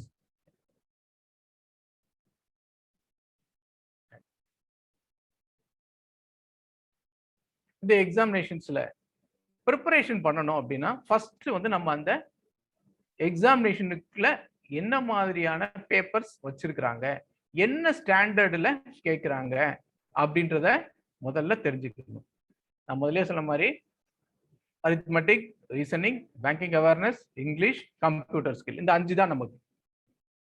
இந்த 5 பேப்பர் தான். நேத்து நம்ம பார்த்தா ஐபிபிஎஸ்க்கும் இதுக்கு என்ன வித்தியாசம் அப்படின்னா, ஐபிபிஎஸ்ல அதே ஆப்டிடியூட், அதே ரீசனிங் தான், பட் கொஞ்சம் எளிமையா கேட்பாங்க. ஸ்டேட் பேங்க் ஆஃப் இந்தியா இன்னும் கொஞ்சம் அட்வான்ஸ்டு லெவல்ல இருக்கும். கொஸ்டின்ஸ் வந்து கொஞ்சம் அட்வான்ஸ்டு லெவல்ல இருக்கும். அப்ப அதே சம் கொஞ்சம் காம்ப்ளிகேட்டட், டைம் கன்சியூமிங் கொஸ்டின் பேட்டர்னா இது இருக்கும். ஐபிபிஎஸ்ல ஒரு கொஸ்டினுக்கு வந்து 1 நிமிஷம் கொடுத்துருப்பாங்க. அதை நீங்க வந்து 1.25 நிமிஷத்துல போடுற மாதிரி இருக்கும். எந்த பேங்க் எக்ஸாமினேஷன் நல்லா தெரிஞ்சுக்கோங்க. 20 கொஸ்டின் கேட்கறாங்கன்னா சாதாரணமா ஒர்க் பண்ற ஸ்டூடெண்ட்டுக்கு அது 25 நிமிஷம் டைம் எடுக்கிற மாதிரி தான் இருக்கும். 20 நிமிஷத்துல போடுற மாதிரி கொஸ்டினை 20 கொஸ்டின்ல கொடுக்க மாட்டாங்க. டைம் கன்சியூமிங் டைப்ல தான் கொஸ்டின்ஸ் இருக்கும். அங்க 20 கொஸ்டினை 20 நிமிஷத்துல போடணும் அப்படின்னா சாதாரண ஸ்டூடெண்ட் 25 நிமிஷம் ஆகுற மாதிரி தான் கொஸ்டின் கொடுத்துருப்பாங்க ஐபிபிஎஸ்ல. இங்க சாதாரண ஸ்டூடெண்ட் 30 நிமிஷம் எடுத்து போடுற மாதிரி கொஞ்சம் டஃப்பா இருக்கும். அதனால நீங்க வந்து புரிஞ்சுக்கோங்க, 30 நிமிஷத்துல போற மாதிரி. அப்ப 50% எக்ஸ்ட்ரா டைம் தேவைப்படுத்தும். அதை குறைக்கிறதுக்கு தான் நம்ம என்ன சொல்லி கொடுத்துட்டு இருக்கிறோம், இந்த ஷார்ட்கட் மெத்தட்ஸ். எப்படி வந்து பார்த்த உடனே பதில்களை சொல்றது அப்படின்றது. So create a proper schedule. என்ன சப்ஜெக்ட் நான் என்னைக்கு படிக்க போறேன், இந்த படிக்கிறத வந்து நல்ல தெரிஞ்சுக்கோங்கப்பா. நிறைய பேர் எப்படி படிப்பாங்க அப்படின்னா, எக்ஸாமினேஷனுக்கு 1 வாரத்துக்கு முன்னால அப்படியே ஒரு ரீடிங் போய் எழுதுறது. இது வந்து உங்களுடைய கல்லூரி படிப்பு, பள்ளி படிப்புக்கு உபயோகமாக இருக்கலாம். காம்படிட்டிவ் எக்ஸாமினேஷனுக்கு இது உபயோகமாக இருக்காது. காம்படிட்டிவ் எக்ஸாமினேஷனுக்கு அது மாதிரி புக்லயே அண்டர்லைன் பண்றது இதெல்லாம் பத்தாது. ஒவ்வொரு சப்ஜெக்டுக்கும் எப்படி நீங்க ஒரு புக் வாங்குறீங்களோ அதே மாதிரி ஒவ்வொரு சப்ஜெக்டுக்கும் நோட்டு போட்டு வச்சுக்கணும். அந்த நோட்ல தான் நீங்க வந்து ஹிண்ட்ஸ் எடுக்கணும். ஒரு சப்ஜெக்ட் வந்து 20 பக்கத்துக்கு இருக்குது, ஒரு சப்ஜெக்ட்ல ஒரு சாப்டர் வந்து 20 பக்கத்துக்கு இருக்குது அப்படின்னா அந்த 20 பக்கத்துல இருக்கக்கூடிய கண்டென்ட்ட, முக்கியமான விஷயங்களை 2 பக்கத்துல நீங்க வந்து கொண்டு வரணும். அப்பதான் உங்களால எக்ஸாமினேஷன் சமயத்துல முதல் நாள் வந்து உங்களால ரிவிஷன் பண்ண முடியும். ரிவிஷன் பண்றேன் பேர் வழின்னு சொல்லிட்டு 400 பக்கத்தையும் முதல் நாள் கண்டிப்பா யாராலையும் ரிவிஷன் பண்ண முடியாது. அப்ப ரிவிஷன் பண்றதுக்கு தோதான் நீங்க வந்து முதல்லயே வந்து என்ன பண்ணணும், நோட்ஸ், நம்மளோட கைப்பட நோட்ஸ் வந்து ப்ரிப்பேர் பண்ணி வைக்கணும். ஃபார்முலாஸ்க்கு தனியா ஒரு நோட் வச்சுக்கணும். ஃபார்முலாஸ் அண்ட் ஷார்ட்கட்ஸ் தனியா ஒரு நோட் வச்சுக்கிட்டு அதுல நீங்க வந்து ப்ரிப்பரேஷன்ஸ்ல நோட் பண்ணிக்கிட்டே வந்துகிட்டே இருக்கணும். அப்படி இருந்தாதான் உங்களால வந்து கடைசி நேரத்துல எல்லாத்தையும் ரீகலெக்ட் பண்ண முடியும். ஒரு சப்ஜெக்ட் முடிச்சிட்டோம் அப்படின்னா அந்த சப்ஜெக்ட்ல இருக்கக்கூடிய சம்ஸ் ஃபுல்லா ஒர்க் அவுட் பண்ணி பார்க்கணும். 4-5 புக்ஸ்ல இருக்கக்கூடிய சம்ஸ் எல்லாம் கலெக்ட் பண்ணி அந்த சாப்டர்ல இருக்கிறத ஃபுல்லா நம்ம வந்து ஒர்க் பண்ணி பார்க்கணும். மார்க்ஸ் குறையுதா, இன்னும் அதிகமா ஒர்க் பண்ணணும். மார்க்ஸ் கூடுதா, அதை விட அதிகமா ஒர்க் பண்ணணும். ஏன்னா அப்பதான் நீங்க அடுத்த லெவலுக்கு போவீங்க. இப்ப நான் சொன்ன மாதிரி ஐபிபிஎஸ்ல எந்த அளவுக்கு இருக்குதோ அதை விட டஃபா எதுல கேட்பாங்க, ஸ்டேட் பேங்க்ல கேட்பாங்க. இதே இது நீங்க வந்து ரிசர்வ் பேங்க் ஆஃப் இந்தியாவுடைய எக்ஸாமினேஷனுக்கு அப்ளை பண்ணீங்கன்னா ஸ்டேட் பேங்க் மாதிரி 2 மடங்கு டஃபா இருக்கும் கொஸ்டின்ஸ். ஸோ அந்த அளவுக்கு நீங்க வந்து உங்களை நீங்க எக்யூப் பண்ணிக்கிட்டே வரணும். Then priorities every section and topics. எந்த சாப்டர்ல இருந்து அதிகமான கொஸ்டின்ஸ் வருஷம் கேட்கிறாங்கன்றத பாருங்க. ஸோ அதை நீங்க பார்க்க தான் அதுக்கு உண்டான ஷார்ட்கட்ஸ் வந்து உங்களுடைய மனசுல வந்து பதிய தொடங்கும். அதுக்கு நீங்க வந்து ரெடி ஆகிக்கணும். லேட்டஸ்ட் நியூஸ், இப்போ ரேட் ஆஃப் இன்ட்ரெஸ்ட் என்ன, இப்போ திடீர்னு இன்டர்வியூல கேட்பாங்க, what is the bank deposit rate அப்படின்னு கேட்டா உங்களால பதில் சொல்ல முடியணும். நீங்க ஏதோ ஒரு புக்ல படிச்ச 10% சொன்னீங்கன்னா உங்களை மேலே கீழையும் பார்ப்பாங்க. அப்ப என்ன பண்ணணும், நம்ம ஒரு பிசினஸ் லைன் பேப்பர், ஒரு ஃபினான்சியல் எக்ஸ்பிரஸ் பேப்பர் வந்து படிக்கக்கூடிய ஹேபிட்டுக்கு நம்ம வந்துடணும். Then make notes. நான் சொன்ன மாதிரி முதல்லயே நம்ம வந்து அந்த நோட்ஸ் எழுதிக்கிட்டே வரணும். மார்க் டெஸ்ட் போட்டு பாருங்க. இந்த மார்க் டெஸ்ட் அப்படின்றது வந்து ரொம்ப ரொம்ப ரொம்ப முக்கியமான ஒரு விஷயம். ஸோ இன்னைக்கு அடுத்து கண்டக்ட் பண்ற மேடம் உங்களுக்கு வந்து சொல்லுவாங்க. இப்போ நம்ம வந்து இன்னைக்கு என்ன பண்ண போறோம் அப்படின்னு சொன்னோம்னா, கணேசன் சார் நீங்க எல்லாரும் ரெக்வஸ்ட் பண்ணீங்கன்னு சொன்னாரு. அதுபடி எங்களுடைய வெப்சைட், நான் எந்த கம்பெனின்னு உங்களுக்கு தெரியும், Madurai Soft Skill Training Academy. We are providing coaching to the TNPSC group students and bank exam, railway exam இது எழுதுற ஸ்டூடெண்ட்ஸ்க்குலாம் கோச்சிங் கொடுத்துட்டு இருக்கோம். எங்களுடைய வெப்சைட்ல வந்து உங்களை இன்னைக்கு ரெஜிஸ்டர் பண்ண சொல்ல போறோம். நீங்க ரெஜிஸ்டர் பண்ணிட்டீங்க அப்படின்னு சொன்னீங்கன்னா 5 டேஸ்க்கு வந்து நீங்க வந்து ஃப்ரீயா எங்களோட வெப்சைட்லயே டெஸ்ட் எழுதி பார்த்துக்கலாம். இந்த மார்க் டெஸ்ட் அதுக்காண்டி தான். நீங்க இந்த டெஸ்ட் எழுதி பார்க்கும்போது 20 நிமிஷத்துல ஆட்டோமேட்டிக்கா அந்த சிலபஸ் முடிஞ்சிடும். உங்களுடைய ஸ்கோரை வந்து சிஸ்டமே எவாலுவேட் பண்ணி கொடுத்துரும்.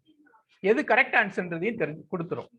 அப்ப இத மாதிரியான டெஸ்ட் போர்ட்டல்ஸ்ல எல்லாம் நீங்க எவ்வளவுக்கு ஒர்க் பண்ண முடியுமோ ஒர்க் பண்ண தான் உங்களுக்கு ஒரு கான்ஃபிடன்ஸ் லெவல் வந்து கிரியேட் ஆகும். இந்த எக்ஸாமினேஷன்ஸுக்குலாம் என்ன குவாலிஃபிகேஷன் வேணும் அப்படின்னா bachelors degree in any discipline from a recognised university. அது பார்த்துக்கப்பா. ஒவ்வொரு வருஷமும் SBI வேகன்சிஸ் வந்து கிளரிக்கல் போஸ்ட்ல அப்ராக்சிமேட்டா 5000 to 6000 கிரியேட் ஆகுது. ஸ்பெஷல் ஆஃபீஸர்ஸ் வேண்டியது இல்லை, நம்ம அதை கான்சென்ட்ரேட் பண்ண வேணாம். ப்ரொபேஷனரி ஆஃபீஸர்ஸ் வந்து 2000 to 3000 போஸ்ட் வந்து கிரியேட் ஆகுது. SBI கிளர்க்ஸ்க்கு ப்ரிலிமினரிக்கு உண்டான மாடல் வந்து இதாம்பா. இங்கிலீஷ் 30 மதிப்பெண்கள் 20 நிமிஷத்துல முடிக்கணும். நான் முதல்லயே சொல்லிட்டேன், டோட்டலா 1 மணி நேரம் டெஸ்ட். டோட்டலா 1 மணி நேரம் டெஸ்ட். இதே இது நீங்க டிஎன்பிஎஸ்சியா இருந்தா 1 மணி நேரத்துக்கு நீங்க இங்கிலீஷே வச்சுக்கிட்டு இருக்கலாம், 1 மணி நேரத்துக்கு குவான்டிட்டி ஆப்டிடியூடையும் வச்சுக்கிட்டு இருக்கலாம். பேங்க் எக்ஸாமினேஷன்ல அப்படி பண்ண முடியாது. ஃபர்ஸ்ட் 20 மினிட்ஸ் இங்கிலீஷ் லாங்குவேஜ்னு கொடுத்துருந்தாங்கன்னா இங்கிலீஷ் லாங்குவேஜ் தான் உங்களோட சிஸ்டத்துல காமிக்கும். 20 நிமிஷம் முடிஞ்ச உடனே நீங்க 5 கொஸ்டின் பண்ணியிருந்தா ஆன்சர் பண்ணியிருந்தாலும் ஷட் டவுன் ஆயிரும். அது அந்த போர்ஷன் மறைஞ்சிரும். அடுத்த செஷன் என்னது? Quantitative aptitude. அதுக்கு வந்து உங்களுக்கு கொடுத்துருக்கக்கூடிய டைம் 20 நிமிஷம் அப்படின்னா அந்த 20 நிமிஷம் தான் குவான்டிடேட்டிவ் ஆப்டிடியூட். ஸோ 40வது நிமிஷம் என்ன ஆயிரும்? குவான்டிடேட்டிவ் ஆப்டிடியூட் க்ளோஸ் ஆயிரும், ரீசனிங் ஓப்பன் ஆயிரும். ஸோ அதெல்லாம் அண்டர்ஸ்டாண்ட் பண்ணிக்கோங்க. ப்ராக்டிக்கலா இப்படி தான் நடக்கும் எக்ஸாம் அப்படின்றத தெரிஞ்சுக்கிட்டு மார்க் டெஸ்ட்டை எழுதி பாருங்க. ஒவ்வொரு டெஸ்ட்டும் எழுதி பார்க்கும் பொழுதும் அல்லது ப்ரீவியஸ் இயர் கொஸ்டின்ஸை கலெக்ட் பண்ணி பாருங்க. ஒவ்வொரு கிட்டத்தட்ட ஒரு 20 வருஷத்து மாடல் உங்களுக்கு கிடைக்கும் இப்போ மார்க்கெட்ல. அதை எடுத்து பார்த்து எந்ததுல இருந்து அதிகமா கொஸ்டின்ஸ் கேட்டிருக்கிறாங்க, எந்த சப்ஜெக்ட்ல இருந்து டஃபா கொஸ்டின் கேட்கறாங்க, எதுல ஈஸியா கேட்கறாங்க, எதுக்கு லீஸ்ட் ப்ரையாரிட்டி கொடுக்குறாங்க அப்படின்றதெல்லாம் ஓரளவுக்கு தெரிஞ்சு வச்சுக்கோங்க. கிளர்க்ஸ் மெயின்ல வந்து அப்படியே 3 ஹவர்ஸா மாறிடும். அதுல வந்து 1 மணி நேரத்தில் எழுதுனதை இங்க வந்து 3 ஹவர்ஸுக்கு எழுதுவீங்க. ஸ்டாண்டர்ட் அப்படியே கூடிரும். ப்ரிலிம்ஸ்ல இருந்ததை காட்டிலும் அதிகமான ஸ்டாண்டர்ட்ல வந்து மெயின்ஸ்ல கொஸ்டின் கேட்பாங்க. பிஓ கிளரிக்கல் லெவல்ல இருந்ததை காட்டிலும் ப்ரொபேஷனரி ஆஃபீஸர்ஸ்க்கு வந்து இன்னும் கொஞ்சம் டஃபா இருக்கும். எப்படி கிளர்க்ஸ் எக்ஸாமினேஷன்ல மெயின்ஸ்ல இருந்த ஸ்டாண்டர்ட்ல உங்களுக்கு வந்து பிஓ எக்ஸாமினேஷனுடைய ப்ரிலிம்ஸுக்கே வந்துடும். அடுத்து வந்து உங்களுக்கு பிஓ மெயின்ஸ். நீங்க எங்க தான் நீங்க சுற்றி போனாலும் உங்களுக்கு இந்த 5 சப்ஜெக்ட் தான்ப்பா. ஸோ அந்த 5 சப்ஜெக்டை தரவு பண்ணி உங்களோட கேரியர் 30 வருஷம் உங்களோட லைஃபுக்காக நீங்க இந்த 5 சப்ஜெக்டை தரவு பண்றீங்க. அவ்வளவுதான். இது வரைக்கும் கிட்டத்தட்ட +2 வரைக்கும் ஒரு 12 வருஷம் செலவு பண்ணிட்டோம். டிகிரியில ஒரு 3 வருஷம் 15 வருஷம் செலவு பண்ணியிருக்கோம். எதுக்காக? ரிமைனிங் 30 இயர்ஸ் ஒரு சர்வீஸ், நல்ல சர்வீஸ்ல இருக்கணும்னு சொல்லிட்டு. ஆனா இந்த காம்படிட்டிவ் எக்ஸாமினேஷனுக்கு நீங்க 6 மாசம் முதல் 1 வருஷம் தான் செலவு பண்ண போறீங்க. நல்லா தெரிஞ்சுக்கோங்க. இந்த 15 வருஷம் நீங்க படிச்சதோடைய பெனிஃபிட் இந்த எக்ஸ்ட்ரா நீங்க படிக்கக்கூடிய இந்த 1 வருஷத்துல தான் இருக்குது. இந்த 1 வருஷம் கான்சென்ட்ரேட் பண்ணி படிச்சிட்டீங்க அப்படின்னா உங்களுடைய next 30 years life is secured. அதை மட்டும் நல்லா தெரிஞ்சுக்கோங்க. ஸோ இந்த இதுல ஏதாவது டவுட்ஸ், இது வரைக்கும் நான் பண்ணதுல ஏதாவது doubts இருக்குதாப்பா?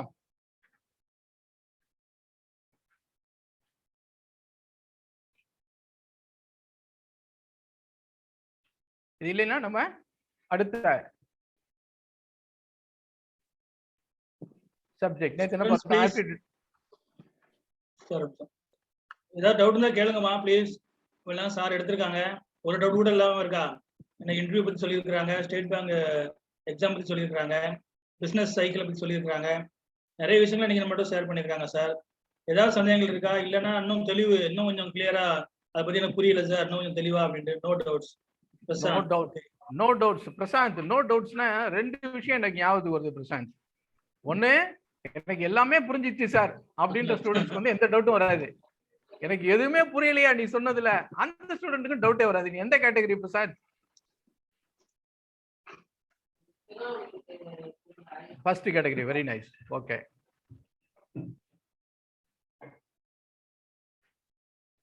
Right. Thank you. We will move to the next session, reasoning. ஒரு 2 minutes வெயிட் பண்ணுங்கப்பா. ரீசனிங் கனெக்ட் பண்ணிக்குவாங்க.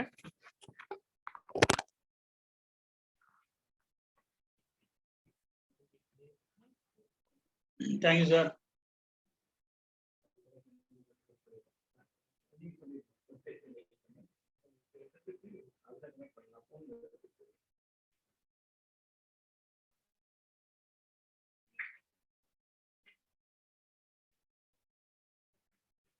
அப்படியே ரீட் அவுட் பண்ணிக்கோங்க.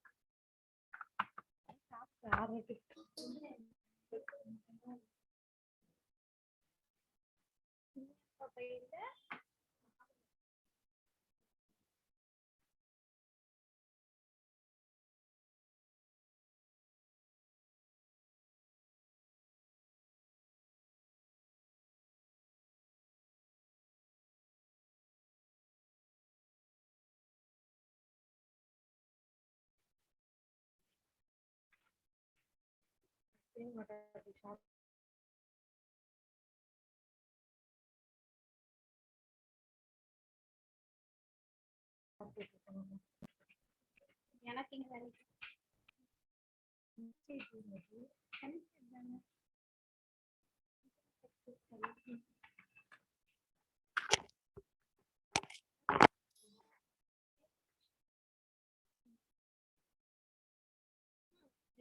ஷேர்ல தான் இருக்கு. வேணாம் இல்ல எனக்கு ஷேர் இருக்கு போறேன்.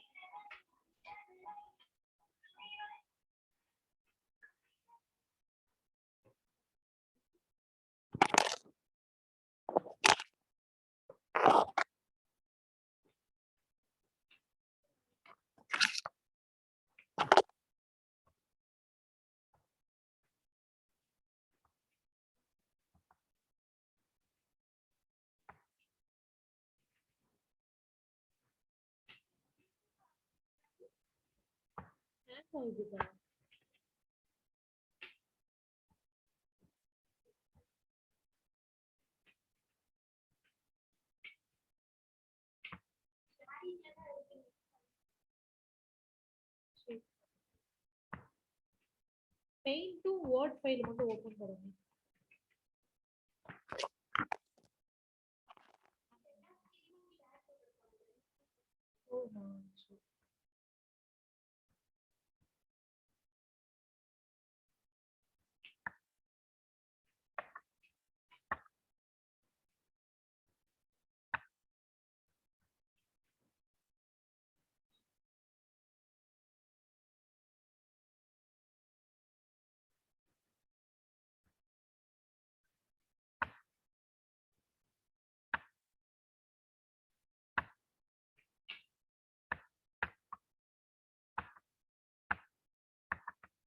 ஒரு டாப் க்ளோஸ் கூட பண்ணுங்க.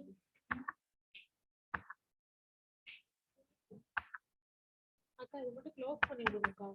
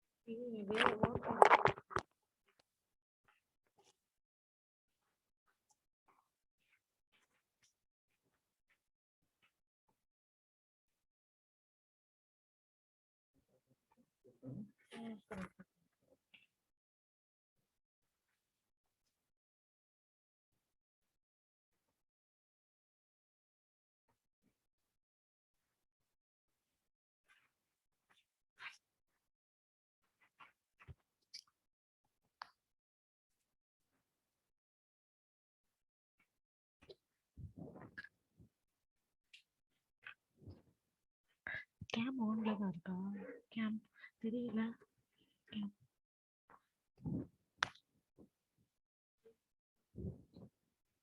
நம்ம தெரியலையே game. Okay okay okay.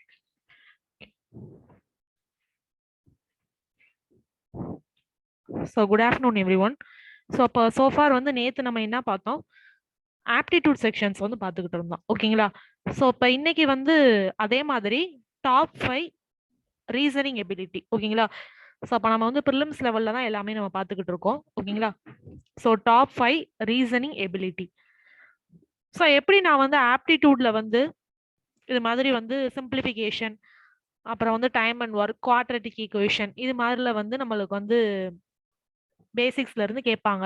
So weightage வந்து ஜாஸ்தி அப்படின்னு நான் சொல்லியிருந்தேனோ, ஸோ அதே மாதிரி ரீசனிங்க்கும் வந்து ஒரு சில இம்பார்ட்டன்ட் டாபிக்ஸ் வந்து இருக்கு. அந்த டாபிக்ஸ்ல வந்து வெயிட்டேஜ் வந்து ஜாஸ்தி இருக்கும். ஓகேங்களா? ஸோ அதோட அவுட்லைன் வந்து இன்னைக்கு பார்க்கலாம். ஸோ வெரி ஃபர்ஸ்ட் ரீசனிங் எபிலிட்டியில கோடிங் அண்ட் டீகோடிங். ஓகேங்களா? ஸோ கோடிங் அண்ட் டீகோடிங்ல உங்களுக்கு வந்து மேக்ஸிமம் வெயிட்டேஜஸ் வந்து கொடுக்குறாங்க. Coding and decoding.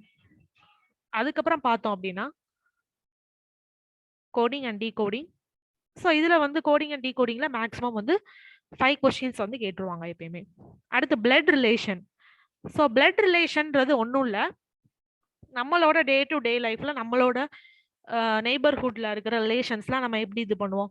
ஸோ அதை மாதிரி ஒரு சில கொஸ்டின்ஸ் வந்து கேட்பாங்க. ஓகேங்களா? ஸோ அது டீட்டெயிலாக பார்க்கும்போது பார்க்கலாம். பிளட் ரிலேஷன்ல மேக்ஸிமம் எப்பயுமே 2 to 3 கொஸ்டின்ஸ் வந்து கேட்டுருவாங்க பிளட் ரிலேஷன்ஸ்ல.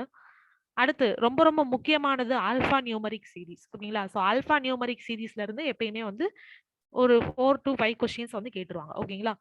ஸோ வந்து வெறும் நியூமரிக் சீரீஸ் வந்து எதுல கேட்பாங்க, ஆப்டிடியூட்ல இருக்கும். ஓகேங்களா? ஸோ வெறும் நம்பர்ஸா வந்துட்டு இருக்கும். பட் ஆல்ஃபா நியூமரிக் சீரீஸ்னா வந்து combination of alphabets and the numbers. ஓகேங்களா? ஸோ அதை வந்து ஒரு சீரீஸ் மாதிரி கொடுத்துட்டு ஸோ அதுல வந்து சம் கொஸ்டின்ஸ் வந்து கேட்பாங்க. So alpha numeric series. அதுக்கப்புறம் ரொம்ப இம்பார்ட்டன்டான அனலாஜி. ஓகேங்களா? ஸோ அனலாகி வந்து ரொம்ப ரொம்ப இம்பார்ட்டன்ட். ஓகேங்களா? ஸோ நிறைய விஷயங்கள் நம்ம வந்து இந்த நியூஸ் பேப்பர் ரீடிங் அது மாதிரி நம்மளுக்கு நிறைய ஆக்டிவிட்டிஸ் இருந்தால் தான் இந்த அனலாகிலாம் வந்து நம்ம கிராக் பண்ண முடியும். ஓகேங்களா? ஸோ சார் சொன்ன மாதிரி அந்த நியூஸ் ரீடிங் ஹேபிட், அதுக்கப்புறம் வந்து இன்ஃபர்மேஷன்ஸை கலெக்ட் பண்ணுறது, நம்மளோட நாலேஜ் வந்து அப்டேட் பண்ணுறது, ஸோ இது மாதிரி ஒரு சில விஷயங்கள் இருந்தால் இந்த அனலாகி வந்து ஈஸியாக கிராக் பண்ணிடலாம். ஸோ இந்த 4 டாபிக்ஸ் வந்து பேசிக்கா வந்து ரீசனிங்ல கேட்கறது. ஓகேங்களா? ஸோ ரீசனிங்ல டோட்டலா பார்த்தோம் அப்படின்னா அரௌண்ட் 17 to 18 டாபிக்ஸ் வந்து இருக்கு. ஓகேங்களா? ஸோ இன்னைக்கு வந்து இந்த டாப் மோஸ்ட் 4 டாபிக்ஸோட அவுட்லைன் வந்து பார்க்கலாம்.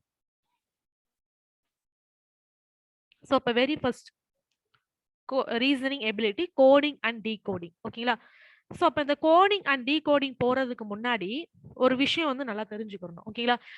ஸோ அதாவது காக்னே மெத்தட் அப்படின்னு வந்து ஒன்று சொல்லுவாங்க. ஜென்ரலாகவே காக்னே மெத்தட் அப்படின்னு ஒன்று சொல்லுவாங்க. ஓகேங்களா? ஸோ அந்த காக்னே மெத்தடை வந்து நம்ம தெரிஞ்சுக்கணும். அது தெரிஞ்சாதான் நம்ம கோடிங் அண்ட் டீகோடிங் வந்து எப்படி கிராக் பண்றதுன்றத பார்க்கலாம். ஓகேங்களா? ஸோ ஃபர்ஸ்ட் வந்து காக்னே மெத்தட் அப்படின்னா ஒன்றும் இல்லை, காக்னே மெத்தட்பாங்க. ஸோ அப்படின்னா என்னன்னா, நம்ம ஆல்பபெட்ஸ், இங்கிலீஷ் ஆல்பபெட்ஸ் எத்தனைப்பா இருக்கு? இங்கிலீஷ் ஆல்பபெட்ஸ் எத்தனை இருக்கு? இங்கிலீஷ் ஆல்பபெட்ஸ் எத்தனைப்பா இருக்கு? ஆன்சர் சொல்லுங்க. So very simple தான். So very simple தான். English alphabets 26. ஓகே. ஸோ அப்போ 26 ஆல்பபெட்ஸ் வந்து இருக்கு. ஓகேங்களா? ஸோ அந்த 26 ஆல்பபெட்ஸை இவன் எப்படி குரூப் பண்ணுவான் அப்படின்னா, A B C D so up to Z வரை இருக்கும். ஓகேங்களா? ஸோ இதுல இருக்கிற வவ்வல்ஸ் நம்ம எல்லாத்துக்கும் தெரிஞ்சதுதான். வவ்வல்ஸ் வந்து எத்தனைப்பா இருக்கு? 26 ஆல்பபெட்ஸ்ல வவ்வல்ஸ் வந்து எத்தனை இருக்கு? 26 ஆல்பபெட்ஸ்ல வவ்வல்ஸ் எத்தனை இருக்கு? இதெல்லாம் ரொம்ப பேசிக்கான கொஸ்டின்ஸ் தான். ஓகேங்களா? ஸோ 26 ஆல்பபெட்ஸ்ல வவ்வல்ஸ் வந்து 5 இருக்கு. ஓகேங்களா? So vowels 5. ஸோ ரிமைனிங் இருக்கிறதெல்லாம் நம்ம என்னன்னு சொல்லுவோம்? கான்சனன்ட்னு சொல்லுவோம். ஓகேங்களா? கான்சனன்ட்ஸ் வந்து எத்தனை இருக்கு? 21 வந்து இருக்கு. ஓகேங்களா? ஸோ அவன் வந்து என்ன பண்ணுவான் அப்படின்னா அந்த ஏபிசிடி லெட்டருக்கு வந்து நம்பரிங் போட்டே வருவான். ஓகேங்களா? ஸோ அதுதான் இந்த இமேஜ்ல கொடுத்துருக்கேன். ஸோ இந்த இமேஜ்ல இங்க போட்டுருக்கு பாத்தீங்களா? ஏக்கு வந்து 1, பிக்கு வந்து 2, சிக்கு வந்து 3. ஸோ இது மாதிரி அப்படியே வந்து கொடுத்துருப்பான். ஓகேங்களா?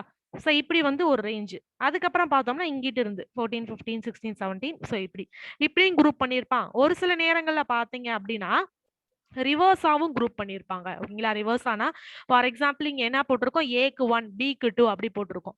அதுக்கு பதிலா என்ன பண்ணுவாங்கன்னா இஜட்டுக்கு 1, ஒய்க்கு 2, சிக்கு 3, டபிள்யூக்கு 4, ஈக்கு வந்து 5. ஸோ இது மாதிரியும் கொடுத்துருப்பாங்க. ஓகேங்களா? ஸோ இந்த ஸ்ட்ரக்சரை வந்து நம்ம வந்து என்ன பண்ணிக்கிறோம்னா நம்ம வந்து சைட்ல வந்து போட்டு வச்சுக்கணும். ஸோ அப்போ வந்து கோடிங் அண்ட் டீகோடிங் நம்ம பண்ண போற எக்ஸாம்பிள் அப்படின்னா அந்த ரஃப் ஷீட்லேயே வந்து இந்த ட்ரிக்கை வந்து நம்ம சைட்ல போட்டு வச்சுக்குவாங்க. ஓகேங்களா? ஸோ போட்டு வச்சுட்டு அதுக்கப்புறம் வந்து அந்த ப்ராப்ளம் எப்படி சால்வ் பண்றதுன்றதை நான் சொல்றேன். ஸோ இப்போ ஃபார் எக்ஸாம்பிள் ஓகேங்களா? இப்போ ஃபார் எக்ஸாம்பிள் ஃபர்ஸ்ட்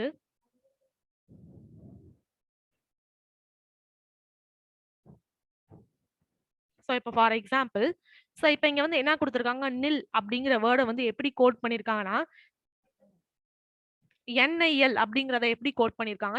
MOHJKM அப்படின்னு கோட் பண்ணிருக்காங்க. ஓகேங்களா? சோ அதே மாதிரி BOND இத வந்து எப்படி கோட் பண்ணுவாங்க அப்படின்னு வந்து நம்மளுக்கு கொஸ்டின் வந்து கேட்டிருக்காங்க. ஓகேங்களா? சோ இதுக்கு தான் நான் என்ன சொன்னேன்? அந்த மேல இருக்கிற இமேஜ் வந்து நம்மளுக்கு வந்து கிளியரா தெரிஞ்சிருக்கணும். ஓகேங்களா? சோ அப்ப NIL ஓகேங்களா? சோ இங்க என்ன போட்டுக்கிறாங்க? NILனு போட்டுக்கிட்டாங்க. இந்த எண்ணுக்கு நேரா என்ன நம்பர் இருக்கு? இங்க எண்ணுக்கு நேரா என்ன நம்பர் இருக்கு? 14 வந்து இருக்கு. ஓகேங்களா? 14 வந்து இருக்கு. சோ அதுக்கு மேல என்ன பண்ணியாச்சு? 14 வந்து எழுதியாச்சு. அதே மாதிரி ஐயும் எல்லும் ஓகேங்களா? சோ ஐக்கு வந்து என்னப்பா 9 வந்து இருக்கு. எல்லுக்கு வந்து என்னப்பா இருக்கு? 12 இருக்கு. ஓகேங்களா? சோ அப்ப இங்க வந்து என்ன இருக்கு? 9 இருக்கு, 12 இருக்கு. ஓகேவா?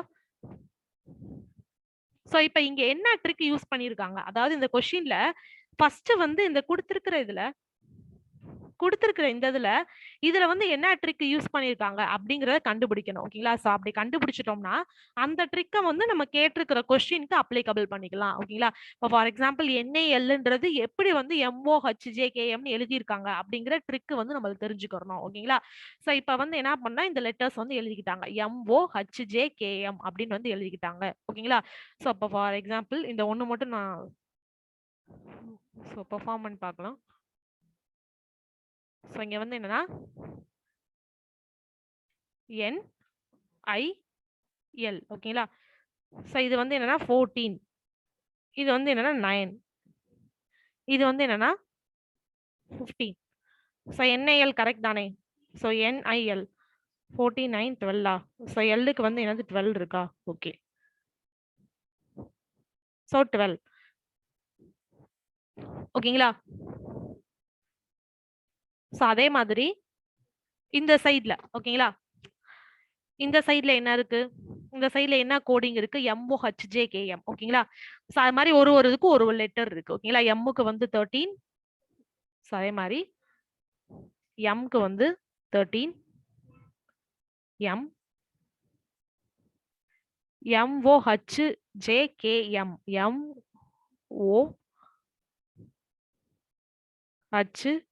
MOHJKM ஓகேங்களா? சோ இப்போ ஓக்கு இங்க என்ன இருக்கு? ஓக்கு நேரா ஆக்சுவலி அந்த டேபிள்ல பார்க்கணும். ஓக்கு வந்து இங்க என்ன இருக்கு? 15 இருக்கு. ஓகேங்களா? சோ அது மாதிரி பார்த்து எழுதுறது தான்.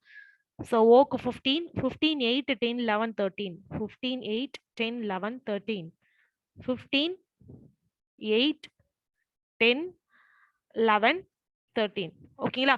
சோ இப்போ இத வந்து எப்படி ரிலேஷன் எழுதியிருக்காங்க அப்படின்னு பார்த்தோம் அப்படின்னா இப்போ இங்க என்ன இருக்கு? 13, 14 இதுக்கு நடுவுல என்ன நம்பர் இருக்கும்? 13க்கும் 14க்கும் நடுவுல என்ன நம்பர் இருக்கும்?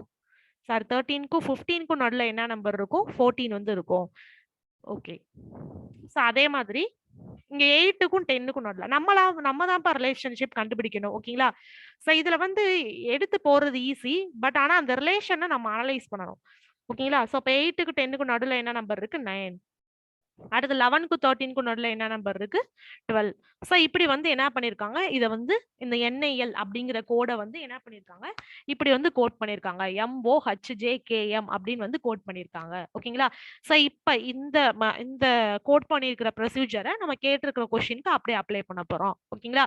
சோ இப்ப கேட்டிருக்கிறது என்னது? BOND வந்து கேட்டிருக்காங்க. ஓகேங்களா? BOND வந்து கேட்டிருக்காங்க. ஓகேங்களா? BOND. ஓகேங்களா?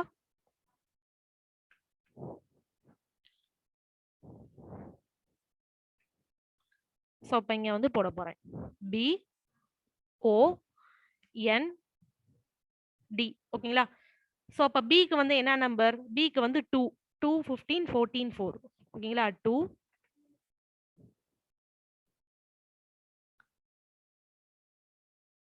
2 15 14 4. ஓகேங்களா? சோ இப்ப நான் என்ன பண்றேன், இங்க உள்ள மாதிரி என்ன பண்றேன்னா சோ அப்ப இங்க வந்து என்ன இருக்கு? 14 இருக்கு. அப்ப இதுக்கு முன்னாடி நம்பரும் அடுத்த நம்பரும் எழுத போறேன். ஓகேங்களா? சோ அப்ப 14க்கு முன்னாடி என்ன இருக்கு? 13 15. சோ அதே மாதிரி இங்கேயும் வந்து நான் எழுத போறேன். ஓகேங்களா? சோ 2க்கு முன்னாடி என்ன நம்பர் இருக்கு? 2க்கு முன்னாடி நம்பர் என்னது? 1. 2க்கு அடுத்த நம்பர் வந்து என்னது? 3. ஓகேங்களா? சோ அப்ப இந்த 2 லெட்டர்ல என்ன வருதுன்றத பார்க்க போறோம். ஓகேங்களா? சோ இது வந்து என்னது? இந்த 2க்கும். சோ இந்த 2க்கும். அடுத்து அதே மாதிரி 15. சோ 15க்கும் எழுத போறேன். 15க்கு முன்னாடி நம்பர், அதுக்கு அடுத்த நம்பர். ஓகேங்களா? சோ 15க்கு முன்னாடி நம்பர் என்னதுப்பா? 14. 15க்கு அடுத்த நம்பர் என்னது? 16. ஓகேங்களா? சோ அதே மாதிரி n. ஓகேங்களா? சோ n-க்கு வந்து என்னது? 14. ஓகேவா? சோ அப்ப என்ன எழுதுறேன்? 14க்கு முன்னாடி நம்பரும் 14க்கு அடுத்த நம்பரும் எழுதுறேன். ஓகேங்களா? சோ 14க்கு முன்னாடி நம்பர் 13. 14க்கு அடுத்த நம்பர் 15. சோ அதே மாதிரி 4 இருக்கு. சோ 4க்கு முன்னாடி நம்பர் வந்து என்ன வரும்? 4க்கு முன்னாடி நம்பர் 3. 4க்கு அடுத்த நம்பர் 5. ஓகேங்களா? 4க்கு அடுத்த நம்பர் 5. ஓகே. சோ இப்போ வந்து நான் என்ன பண்ணிட்டேன்? நம்பர்ஸ் வந்து எழுதிட்டேன். ஓகேங்களா? சோ இப்போ இந்த நம்பர்ஸ வச்சு என்ன லெட்டர்ஸ் வரும்னு யாராவது சொல்லுங்க பார்க்கலாம். இந்த நம்பர்ஸ வச்சு என்ன லெட்டர்ஸ் வரும்? யாராவது சொல்லுங்க. ஒண்ணும் இல்ல. ஏக்கு 1, பிக்கு 2, சிக்கு 3. சோ அது மாதிரி அந்த லெட்டர்ஸ் மட்டும் எனக்கு சொல்லுங்க. சோ அதுதான் ஆன்சர். என்னப்பா லெட்டர் வரும்? Please give your answer in the chat box, students. So என்ன லெட்டர்ஸ் வரும்? சோ ரொம்ப ஈஸி தான். ஓகேங்களா? 1 3 14 16 13 5 15 3 5. சோ இது எல்லாத்துக்கும் வந்து என்ன லெட்டர்ஸ் வரும்? Okay. ACNP MOE MOCE PMOCE. Okay, correct. ஓகேங்களா? சோ சி, ஆப்ஷன் சி தான் கரெக்ட். ACNP MOCE. ஓகேங்களா? சோ இந்த கோடிங் அண்ட் டீகோடிங்கை பொறுத்த வரைக்கும் நம்ம வந்து ஆல்பபெட்டை வந்து ஏக்கு 1 பிக்கு 2 அப்படிதான் போடணும்ன்ற நெசசரி கிடையாது. ஓகேங்களா? சோ அதை வந்து எப்படி போடலாம்? ரிவர்ஸாவும் போடலாம். இஜெட்டுக்கு 1, சோ ஒய்க்கு 2 அப்படியும் போடலாம். ஓகேங்களா? நம்ம அந்த கொஸ்டின்ல வந்து கொடுத்திருக்கிற அந்த ஃபர்ஸ்ட் இதை வந்து இதை கரெக்டா அனலைஸ் பண்ணிக்கிறணும். ஓகேங்களா? அதாவது இங்க வந்து என்ன அனலைஸ் பண்ணணும்னா, இந்த நில்லுங்கிறது கொடுத்திருப்பான் பாத்தீங்களா ஒரு ஹிண்ட் மாதிரி. சோ இங்க வந்து இந்த நில்லுங்கிறது என்னதை அனலைஸ் பண்ணிருக்காங்க? MOHJKM அனலைஸ் பண்ணிருக்காங்க பாத்தீங்களா? சோ இந்த கோடிங்கை நம்ம கரெக்டா கண்டுபிடிச்சிடணும். அவன் எந்த ஃபார்மேட்ல கோடிங் கொடுத்திருக்கான்றதை கண்டுபிடிச்சிட்டோம்னா அடுத்து அந்த கேட்டிருக்கிற கொஸ்டினுக்கும் நம்ம அதே ஃபார்மேட்டை யூஸ் பண்ணி நம்ம ஃபைண்ட் அவுட் பண்ணிக்கலாம். ஓகேங்களா? சோ இது வந்து ரொம்ப ஈஸியான ஒண்ணுதான். பட் ஆனா என்ன பண்ணுவாங்கன்னா அந்த நம்பரிங் வந்து போடுறப்ப கொஞ்சம் மாத்தி போட்டுருவாங்க. ஓகேங்களா? சோ அது மட்டும் கொஞ்சம் கேர்ஃபுல்லா பார்த்து பண்ணிட்டோம்னா இந்த கோடிங் அண்ட் டீகோடிங் ரொம்ப ஈஸியாவே கிராக் பண்ணிடலாம். சோ இப்ப அதே மாதிரி அடுத்த எக்ஸாம்பிள். ஓகேங்களா? சோ அப்ப அதே மாதிரி அடுத்த எக்ஸாம்பிள் TOP அப்படிங்கறத எப்படி கோட் பண்ணிருக்காங்க? OQNTSU அப்படின்னு கோட் பண்ணிருக்காங்க. ஓகேங்களா? சோ இப்ப கேட்டிருக்கிறதுனா SUN வந்து எப்படி கோட் பண்ணலாங்க அப்படின்றத கேட்டிருக்காங்க. ஓகேங்களா? சோ அப்ப ஒண்ணும் இல்ல. இங்க TOP Tக்கு வந்து என்ன எத்தனாவது லெட்டர் வருது? 20 வருது. O வந்து 15. சோ அதே மாதிரி P வந்து என்னது? 16 வருது. ஓகேங்களா? சோ இப்ப இங்க வந்து என்ன பண்ணிருக்காங்க அப்படின்னா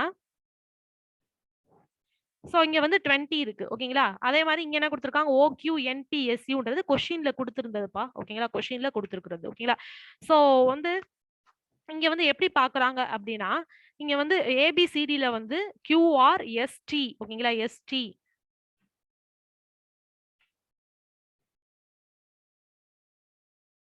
இங்க வந்து எப்படி கோட் பண்ணிருக்காங்க அப்படின்னா, each letter is coded with left and right letter இந்த English alphabet manner is used அப்படின்னு கொடுத்துருக்காங்க ஓகேங்களா. ஸோ அப்போ ஃபார் எக்ஸாம்பிள் இந்த இடத்துல வந்து டி இருக்கு ஓகேங்களா. டீக்கு முன்னாடி லெட்டர் என்னதுப்பா? டீக்கு முன்னாடி லெட்டர் என்னது?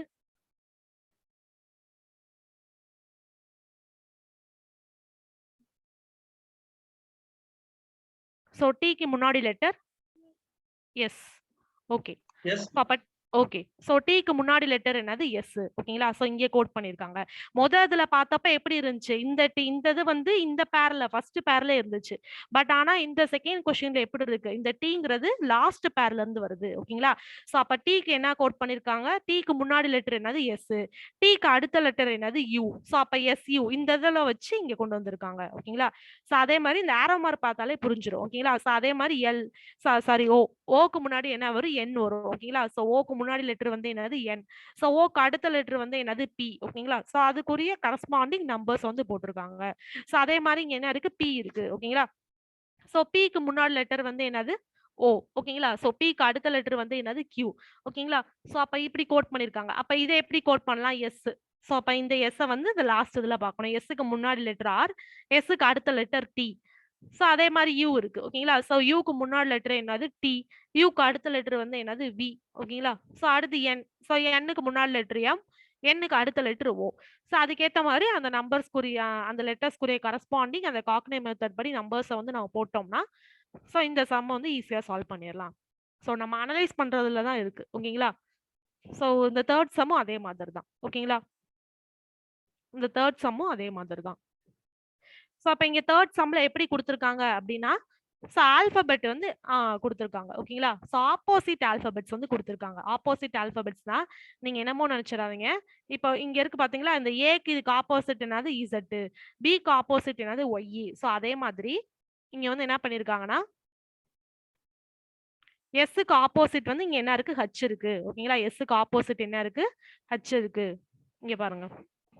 சோ எஸ் இருக்கு. எஸ்க்கு ஆப்போசிட் இங்க என்ன இருக்கு? ஹச் இருக்கு. ஓகேங்களா. சோ அதே மாதிரி ஆப்போசிட் லெட்டர்ஸை வச்சு இங்க வந்து கோட் பண்ணிருக்காங்க. சோ அந்த அந்த ஃபர்ஸ்ட் எப்படி கோட் பண்ணிருக்காங்கங்கறத கண்டுபிடிச்சிட்டா அடுத்தது வந்து நம்ம போட்டுடலாம். ஓகேங்களா. சோ கோடிங் அண்ட் டீகோடிங்க பொறுத்த வரைக்கும் இது மட்டும்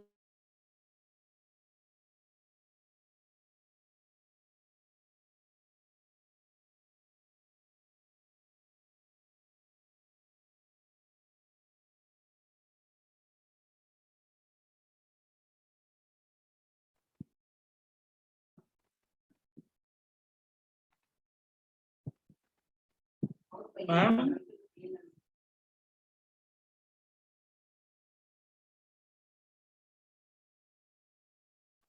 வீடியோ ஸ்டக் ஆயிட்டு. ஹலோ மேம், நீங்க வீடியோ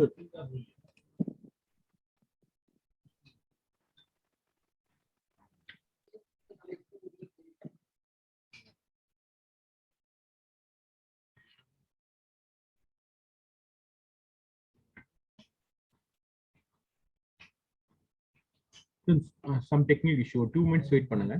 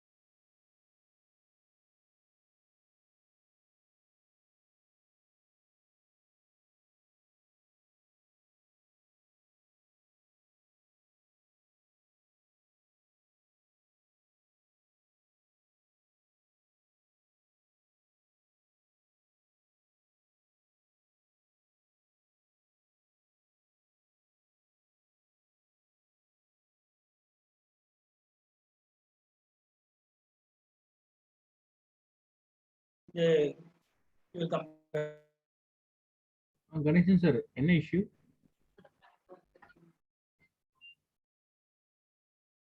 Ganeshan sir.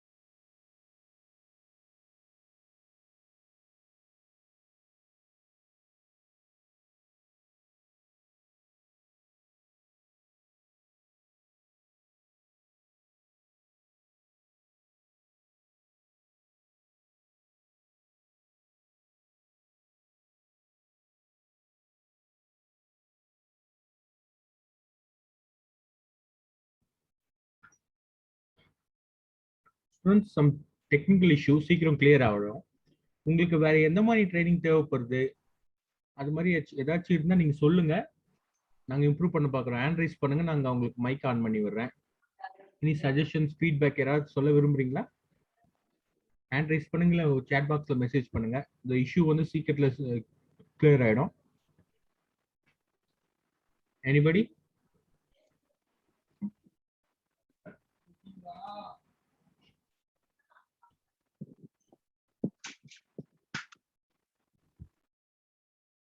ஸ்டூடெண்ட்ஸ்,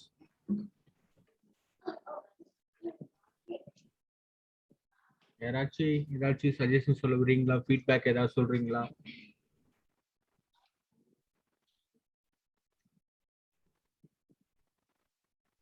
இன்னும் உங்களுடைய எதிர்பார்ப்பு என்னங்கிறத கொஞ்சம் சொல்லுங்க ஸ்டூடெண்ட்ஸ்.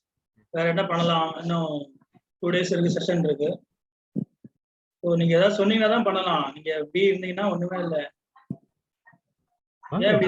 மீட்டிங்ல எல்லாம் டவுட் கேளுங்க, இன்டராக்ஷன் பண்ணுங்க. என்ன டவுட் இருந்தாலும் சொல்லுங்க. நல்லா இருந்தா நல்லா இருக்கும். இன்வால்வ்மெண்டா இருந்தாலும் நல்லா இருக்கும். நாங்க இதை விடாம நிறைய ப்ரோக்ராம்ஸ் பண்ணிட்டு இருக்கோம், நிறைய இன்ஃபர்மேஷன்ஸ் கொடுத்துட்டு இருக்கோம். நீங்க எதை பத்தி கேட்டாலும் அந்த இன்ஃபர்மேஷன் எங்களுக்கு சொல்ல முடியும், இல்லைன்னா அதுக்கேற்ற ப்ரோக்ராம்ஸ் கனெக்ட் பண்ணி தர முடியும். ஸோ நீங்க வெளில வாங்க, எல்லாருமே சாட் பாக்ஸ்ல கூட மெசேஜ் பண்ணுங்க, அதுக்கு ரிப்ளை பண்ண நாங்க தயாரா இருக்கோம். எனிஒன்? ஸ்டூடெண்ட்ஸ் இல்ல காலேஜ் ஸ்டூடெண்ட்ஸ் தானே, ஏன் இவ்வளவு வெக்கப்படுறாங்கன்னு தெரியலையே.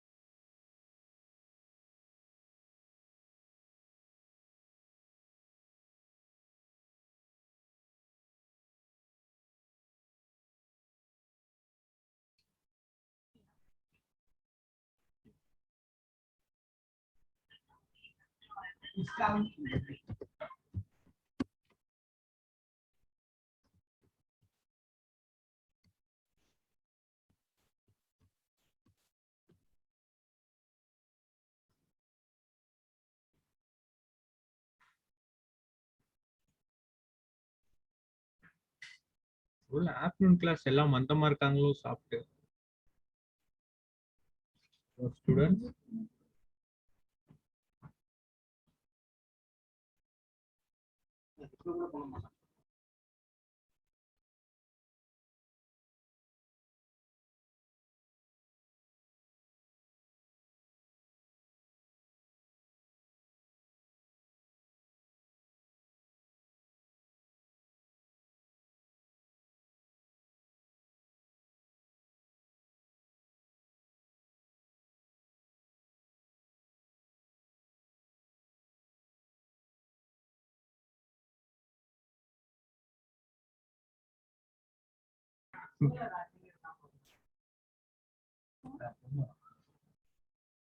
ரம்யா, நீங்க ஏதாச்சும் டவுட் கேட்குறீங்கன்னா கேட்கலாம்.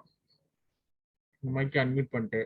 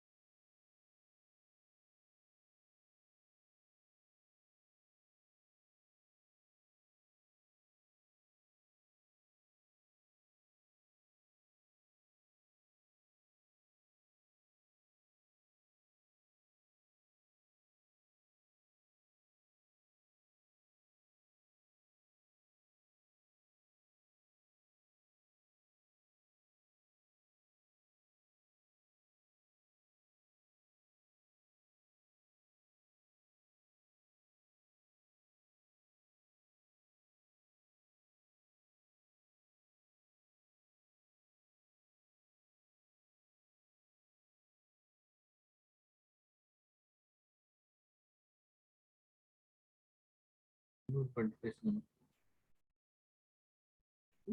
மேம் அன்மியூட் பண்ணிட்டு பேசுங்க மேம்.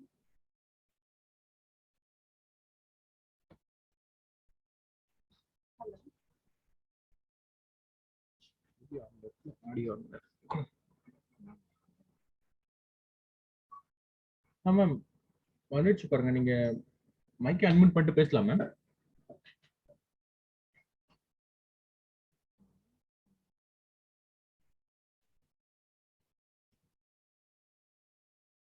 மேம் கேக்கல.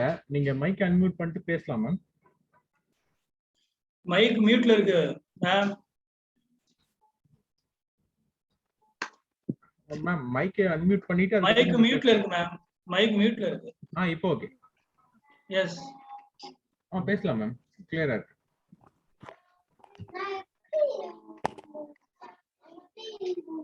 மேம் கிளியரா இருக்கு. நீ பேசலாம் மேம். ஸ்டார்ட் பண்ணுங்க.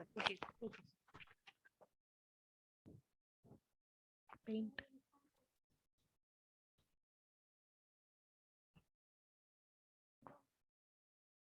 மேம் கேக்குதா?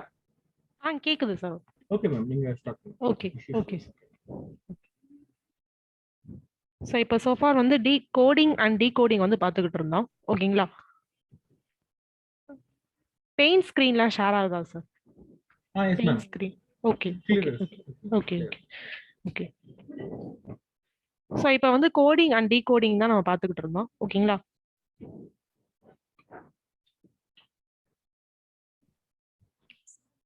கோடிங் அண்ட் டீகோடிங் ரொம்ப சிம்பிளான கான்செப்ட் தான். ஜஸ்ட் அந்த ஆல்பாபெட்ஸோட நம்பர்ஸ் வந்து தெரிஞ்சா மட்டும் போதும். ஓகேங்களா? ஸோ இப்போ நெக்ஸ்ட் என்ன இருக்கு அப்படின்னா பிளட் ரிலேஷன். ஓகேங்களா? ஸோ பிளட் ரிலேஷன்ன்றது ஒன்றும் இல்லை, நம்மளோட ரிலேஷன்ஸ் வந்து நம்மளுக்கு தெரிஞ்சிருந்தாலே போதுமானதுதான். ஓகேங்களா? ஸோ அப்ப அத பத்தி ஒரு சிம்பிளான ஒரு பேசிக்ஸ் வந்து இருக்கு. ஸோ எல்லாத்துக்கும் தெரிஞ்சதுதான். ஸோ கசின்னா என்ன சொல்லுவோம்? மதர் அல்லது ஃபாதரோட brothers or sisters, sister son. ஓகேங்களா? ஸோ இது மாதிரி வந்து கசின்ஸ்லாம் வந்து parent, sibling, daughter, son or daughter, uncles and son or daughter. அதாவது மாமா பொண்ணு, அத்தை பொண்ணு, ஸோ மாமா பையன், அத்தை பையன்.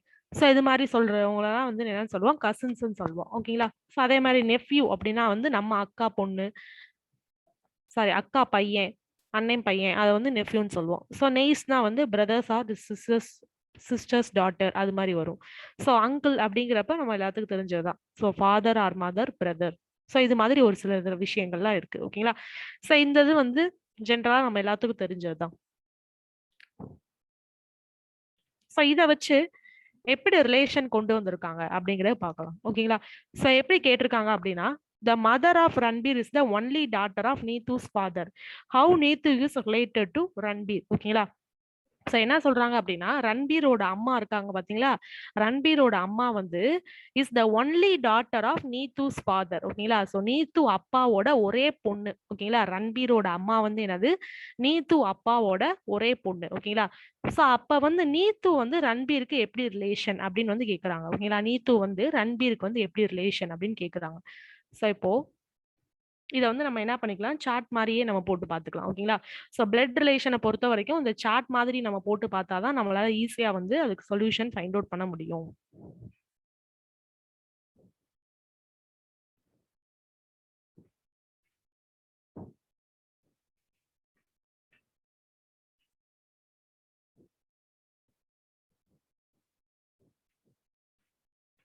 ஸோ இப்போ இங்க என்ன கொடுத்துருக்காங்க? ஸோ ரன்பீரோட மதர். ஓகேங்களா? So mother of Ranbir, Ranbir ஆர்னு நான் போட்டுக்கிறேன். ஓகேங்களா? ஸோ இவங்களோட மதர் இருக்காங்க பாத்தீங்களா, இவங்களோட மதர் வந்து is the only daughter of நீத்துவோட ஃபாதர். ஓகேங்களா? நீத்துவோட ஃபாதருக்கு, ஓகேங்களா, அந்த ரன்பீர் இருக்காங்க பாத்தீங்களா, ரன்பீர் வந்து என்னது? Is the only daughter of Neetu's father. ஓகேங்களா? ஸோ நீத்துவோட ஃபாதரோட, ரன்பீரோட அம்மா வந்து நீத்து ஃபாதருக்கு ஒரே பொண்ணு. ஓகேங்களா? நீத்து ஃபாதருக்கு ஒரே பொண்ணு. ஸோ அப்ப நீத்து வந்து எப்படி வந்து ரன்பீருக்கு வந்து ரிலேட் ஆவாங்க அப்படின்னு வந்து கேட்டிருக்காங்க. ஓகேங்களா? ஸோ இப்போ இங்க சொல்யூஷன்ல இது வந்து எப்படின்னா, அந்த ரிலேஷனை வந்து நம்ம வந்து இமேஜின் பண்ணி பார்க்கணும். ஓகேங்களா? இதுக்கு வந்து எந்த வித ஷார்ட்கட் ட்ரிக்ஸும் அவ்வளவா கிடையாது. ஓகேங்களா? ஸோ இதுக்கு வந்து என்ன பண்ணுவாங்கன்னா, அந்த ரிலேஷனை வந்து நம்ம என்ன பண்ணி பார்க்கணும்னா, இது பண்ணி பார்க்கணும். இப்போ நம்ம டக்குன்னு வந்து சொல்றோம் பாத்தீங்களா, அது மாதிரி வந்து என் அக்கா பையனோட பையன் அப்படிங்கிறப்போ, ஸோ அக்கா பையனா வந்து என்ன ஆகும், நம்மளுக்கும் அக்கா பையனா எனக்கும் வந்து பையன் மாதிரி தான். ஓகேங்களா? ஸோ இப்போ வந்து ஒரு பொண்ணு இருக்கா, ஒரு ஃபார் எக்ஸாம்பிள் பிரியான்னு ஒரு பொண்ணு இருக்கா. ஓகேங்களா? அந்த பிரியாவோட அந்த பொண்ணோட அக்கா பேரு வந்து வித்யான்னு வச்சுக்கோங்களேன். ஓகேங்களா? அக்கா பொண்ணு பேரு வித்யான்னு வச்சுக்கோங்க.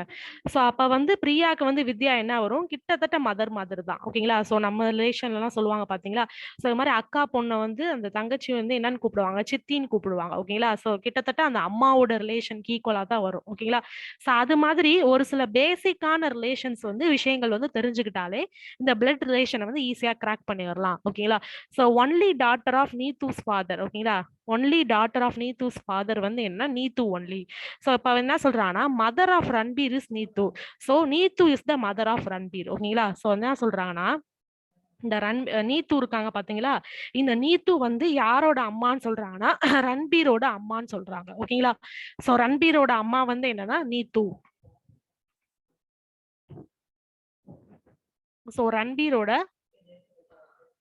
ரன்பீரோட மாம் வந்து நீத்து. ஓகேங்களா?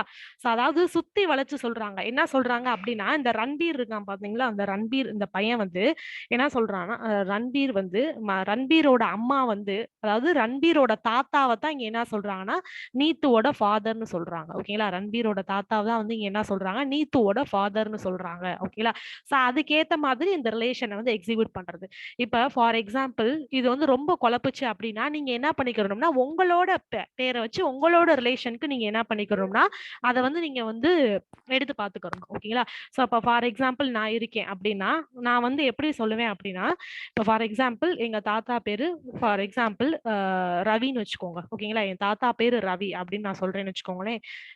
அதை வந்து நான் வந்து என்னோட தாத்தா அப்படின்னு மென்ஷன் பண்ணாம, ஓகேங்களா, என்னோட தாத்தா அப்படின்னு மென்ஷன் பண்ணாம நான் என்ன சொல்றேன், ரவியோட பொண்ணு வந்து எனக்கு வந்து அம்மா மாதிரி. ஓகேங்களா? ரவியோட பொண்ணு வந்து எனக்கு அம்மா மாதிரி. அப்ப அப்படி சுத்தி வளைச்சு கொண்டு வர்றது. ஓகேங்களா? ரவியோட பொண்ணு வந்து எனக்கு என்னது அம்மா மாதிரி. அப்ப ரவிக்கும் எனக்கும் என்ன ரிலேஷன்? ஓகேங்களா? ரவிக்கும் எனக்கும் என்ன ரிலேஷன்? இப்ப நான் இந்த இந்த எக்ஸாம்பிள் புரிஞ்சுச்சுன்னா நான் இப்ப சொன்ன ஃபர்ஸ்ட் சம் உங்களுக்கு புரிஞ்சுச்சுன்னு அர்த்தம். ஓகேங்களா? அப்ப ஃபார் எக்ஸாம்பிள் ரவின்னு ஒருத்தவங்கள நான் சொல்றேன். அவங்க வந்து எனக்கு ஆக்சுவலா வந்து தாத்தா தான். ஓகேங்களா? பட் ஆனா அதை வந்து நான் என்ன பண்ணல, உங்கள்ட்ட சொல்லல. ஓகேங்களா? சோ ரவி வந்து என்னன்னா என்னோட அம்மாவோட அப்பா. ஓகேங்களா? என்னோட அம்மாவோட அப்பா வந்து என்னது ரவி. ஓகேங்களா? ஃபாதர். அப்ப நான் வந்து எப்படி ரிலேட் ஆவேன்? அப்ப நான் வந்து சோ ஃபார் எக்ஸாம்பிள் எக்ஸ். அப்ப நான் வந்து ரவிக்கு எப்படி ரிலேட் ஆவேன்? சோ அஃப்கோர்ஸ் என்ன வரும்? அஃப்கோர்ஸ் என்ன வரும்? சோ ஒருத்தவரை நான் மென்ஷன் பண்ணி இவர் வந்து எங்க அம்மாவோட அப்பா அப்படின்னு சொல்றேன். ஓகேங்களா? இவர் வந்து எங்க அம்மாவோட அப்பா. அப்ப நான் வந்து அவருக்கு என்ன ரிலேட் ஆவேன்? அப்போ நான் வந்து அவருக்கு என்ன ரிலேட் ஆவேன்? சோ கேர்ளா இருந்தா கிராண்ட் டாட்டர் வரும். பையனா இருந்தா கிராண்ட் சன் வரும். அஃப்கோர்ஸ் தெரிஞ்சது தானே. நம்ம அம்மாவோட அப்பா வந்து நம்மளுக்கு என்ன வரும்? தாத்தா வரும். அவர் வந்து நம்மள என்ன சொல்லுவாங்க? பேரன் பேத்தின்னு சொல்லுவாங்க பாத்தீங்களா? கிராண்ட் சன் கிராண்ட் டாட்டர்னு. சோ இது மாதிரி அந்த ரிலேஷன் வந்து உங்களுக்கு தெரிஞ்சிருக்கணும். ஓப்பனா சொல்ல மாட்டான். அதாவது இப்ப ரவின்றது என்னோட கிராண்ட் பாங்கிறத நான் ஓப்பனா சொல்ல மாட்டேன். ஓகேங்களா? அந்த கொஸ்டின்ல ஓப்பனா சொல்ல மாட்டான். சொல்லாம என்ன சொல்லுவாங்கன்னா சுத்தி வளைச்சு கொண்டு வர்றது. ஓகேங்களா? எப்படின்னா அந்த ரிலேஷனை நீ எப்படி வந்து எக்ஸிக்யூட் பண்ணி உன்னால எப்படி திங்க் பண்ண முடியுது அப்படிங்கறத அனலைஸ் பண்றதுக்காக வச்சிருக்கிற ஒரு சில கொஸ்டின்ஸ் தான் இது. ஓகேங்களா? சோ இப்போ ஃபார் எக்ஸாம்பிள் அடுத்த செகண்ட் கொஸ்டின் பாருங்களேன். ஸோ இப்போ for example B is the husband of C. ஓகேங்களா?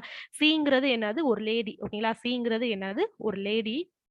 ஸோ இப்போ செகண்ட் சம்க்கு ஃபார் எக்ஸாம்பிள் சி வந்து என்னது? ஒரு லேடி. பியோட சியோட ஹஸ்பண்ட் வந்து என்னது? பி. ஓகேங்களா? சோ இவங்க வந்து என்னது? ஒரு gent. Okay. A is the sister of B. ஓகேங்களா? சோ இந்த ஜென் இருக்காங்க பாத்தீங்களா? இவங்களோட சிஸ்டர் வந்து என்னது? ஏ. ஏ வந்து என்னது? சிஸ்டர். அடுத்து சி இருக்காங்க பாத்தீங்களா? இந்த லேடி. ஓகேங்களா? இந்த லேடியோட சிஸ்டர் வந்து யாருன்னா? டி. ஓகேங்களா? இந்த லேடியோட சிஸ்டர் வந்து யாருன்னா? D. How D is related to B அப்படின்னு கேக்குறாங்க. இதுக்கும் என்ன ரிலேஷன் இருக்கும்? சோ சிம்பிளா தெரிஞ்சதுதான். ஒரு ஹஸ்பண்ட் அண்ட் ஒய்ஃப் வந்து இருக்காங்க. ஓகேங்களா? சோ ஒரு ஹஸ்பண்ட் அண்ட் ஒய்ஃப். சோ அந்த ஒய்ஃபோட பேர் வந்து சின்னு வச்சுக்கோங்க. இங்க யாரு? ஒய்ஃபோட பேர் வந்து என்னது? சி. ஓகேங்களா? பி வந்து என்னது? ஹஸ்பண்ட். ஓகேங்களா? சோ ஹஸ்பண்டுக்கு அந்த ஒய்ஃபோட சிஸ்டரை வந்து நம்ம என்னன்னு சொல்லுவோம்?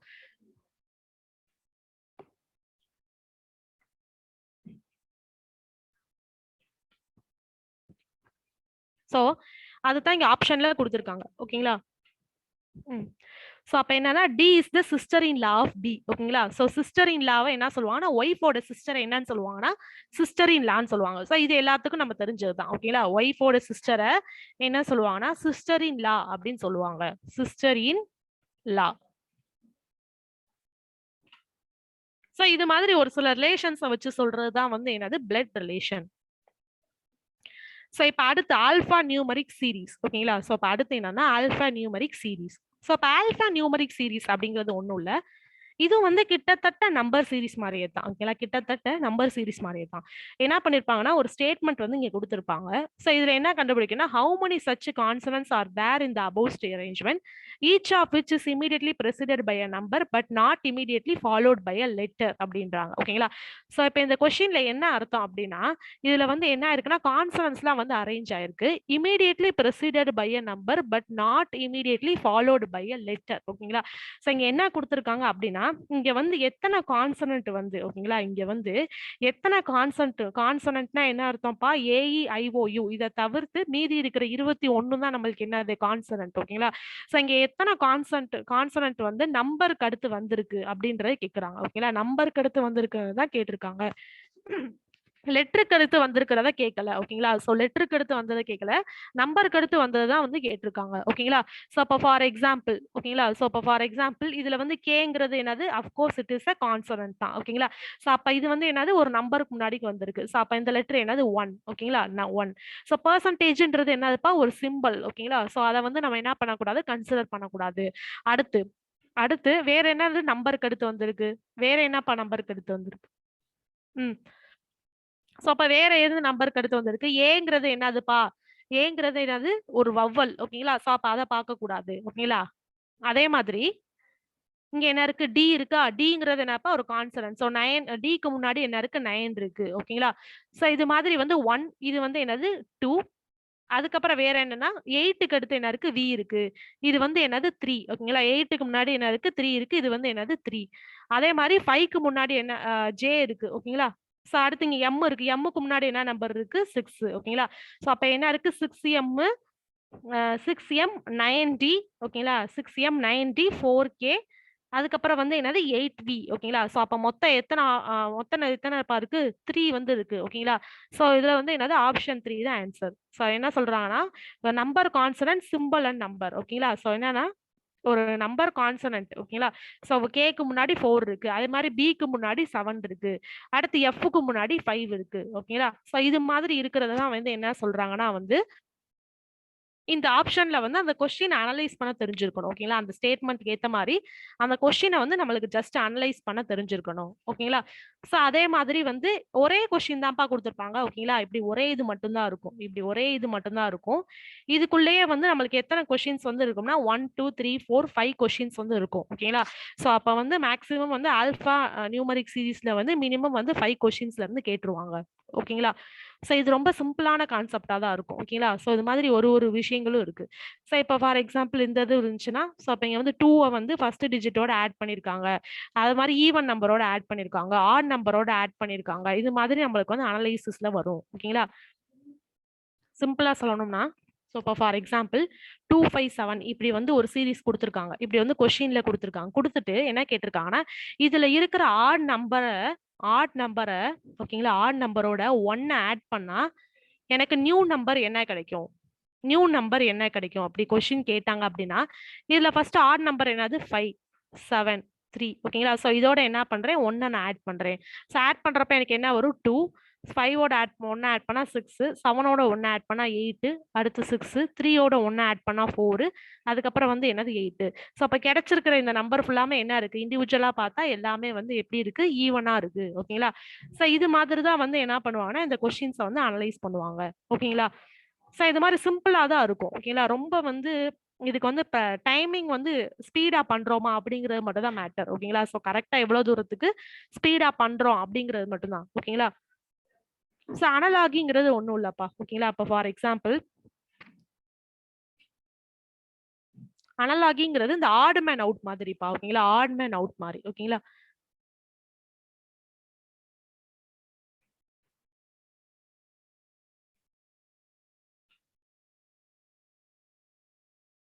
இப்ப ஃபார் எக்ஸாம்பிள் சோ இப்ப இங்க வந்து என்னது? ஆஸ்திரேலியாக்கு வந்து என்னன்னா given pair of sets find the odd one out. ஓகேங்களா? சோ அப்ப இங்க ஆஸ்திரேலியாவோட அனிமல் ஓகேங்களா? நேஷனல் அனிமல் வந்து கங்காரு. பங்களாதேஷோட நேஷனல் அனிமல் வந்து என்னது? டைகர். கனடாவோட நேஷனல் அனிமல் வந்து என்னன்னா நார்த் அமெரிக்கா பீவர் அப்படிம்பாங்க. இது வந்து கிட்டத்தட்ட அந்த கரடியோட இதுதான். ஓகேங்களா? சோ அடுத்து வந்து பின்லாண்டோட நேஷனல் அனிமல் வந்து என்னது? Brown dear. இந்தியாவோட நேஷனல் பேர்ட் மட்டும் கொடுத்திருக்காங்க. ஓகேங்களா? கொடுத்திருக்கிற 4 இதுலயுமே வந்து என்னது? நேஷனல் அனிமல் தான் கொடுத்திருக்காங்க. But 5th one India peacock மட்டும் என்ன கொடுத்திருக்காங்க? பேர்ட் வந்து கொடுத்திருக்காங்க. ஓகேங்களா? சோ அப்ப இதுல ஆட் மேன் அவுட் என்னது? India peacock. ஓகேங்களா? சோ இது மாதிரி ஒரு சில ஆட் மேன் அவுட்டை ஃபைண்ட் அவுட் பண்றதா வந்து என்னது? அனலாகி. ஓகேங்களா? சோ ரீசனிங்ல இந்த 4 டாபிக்ஸ் வந்து ஜஸ்ட் பேசிக்ஸ் பார்த்தாச்சு. சோ இதுல யாருக்காவது டவுட் இருக்கா? ஸ்டூடெண்ட் நம்ம 3ஆம் நாள் நிறைவு பகுதிக்கு வந்திருக்கிறோம். அதனால உங்களுக்கு ஏதாவது சந்தேகங்கள் வேற ஏதாவது சந்தேகங்கள் ஒரு கேள்விகள் இருந்தா நீங்க ஒரு 2 or 3 மினிட்ஸ் நீங்க கேட்டுக்கலாம். அப்படி இல்லைன்னா நீங்க வந்து எங்களுக்கு இது பண்ணுங்க, குரூப்ல வந்து நீங்க வந்து ஷேர் பண்ணுங்க. உங்களுக்கு என்ன மாதிரியான சந்தேகங்கள் கேள்விகள் இருக்கு அப்படிங்கிறத பண்ணுங்க. நம்ம அதை சாப்பிட்டு சொல்லிட்டு நாளை மறுநாள் அந்த நிகழ்ச்சிகள்ல நம்ம வந்து கண்டிப்பா அதை இது சரி பண்றதுக்கான வழியை நம்ம பார்க்கலாம். ஏதாவது கொஸ்டின்ஸ் இருக்கா? இப்போ மேடம் நடத்தின 4 இதுல ஸ்டூடெண்ட்ஸ் இருக்கீங்களா? கிட்டத்தட்ட 32 பேர் இருக்கிறீங்க.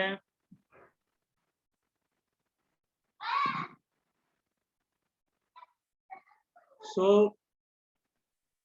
அப்போ நம்ம வந்து நாளை மறுநாள் no doubt sir. Maideen Abdul Khader. Okay thank you. Okay so thank you very much ma'am. நம்ம இந்த இதோட நம்ம இந்த நிகழ்ச்சி 3 நிகழ்ச்சியை நிறைவு செய்கிறோம். உங்களுடைய ஓகே பங்களிப்புக்கும் ஒத்துழைப்புக்கும் மிக்க நன்றி. நாளை மீண்டும் 4 மணி அளவில் நாம் 4ஆம் நாள் நிகழ்ச்சியை நாம் துவங்க இருக்கிறோம் என்பதை இதற்கு தெரிந்து கொள்கிறோம். மிக்க நன்றி. நன்றி Murugesan sir. And thank you sir. Madam. Thank you sir. Thank you sir. Thank you. அது நைட் 8:30 மணி ஆச்சு. பையன் பையனோட ஃப்ரெண்டு என் தம்பி 4 பேருக்கு அது இவ்வளோ தூரம் தான் சொன்னேன். அதனால காசு போட்டு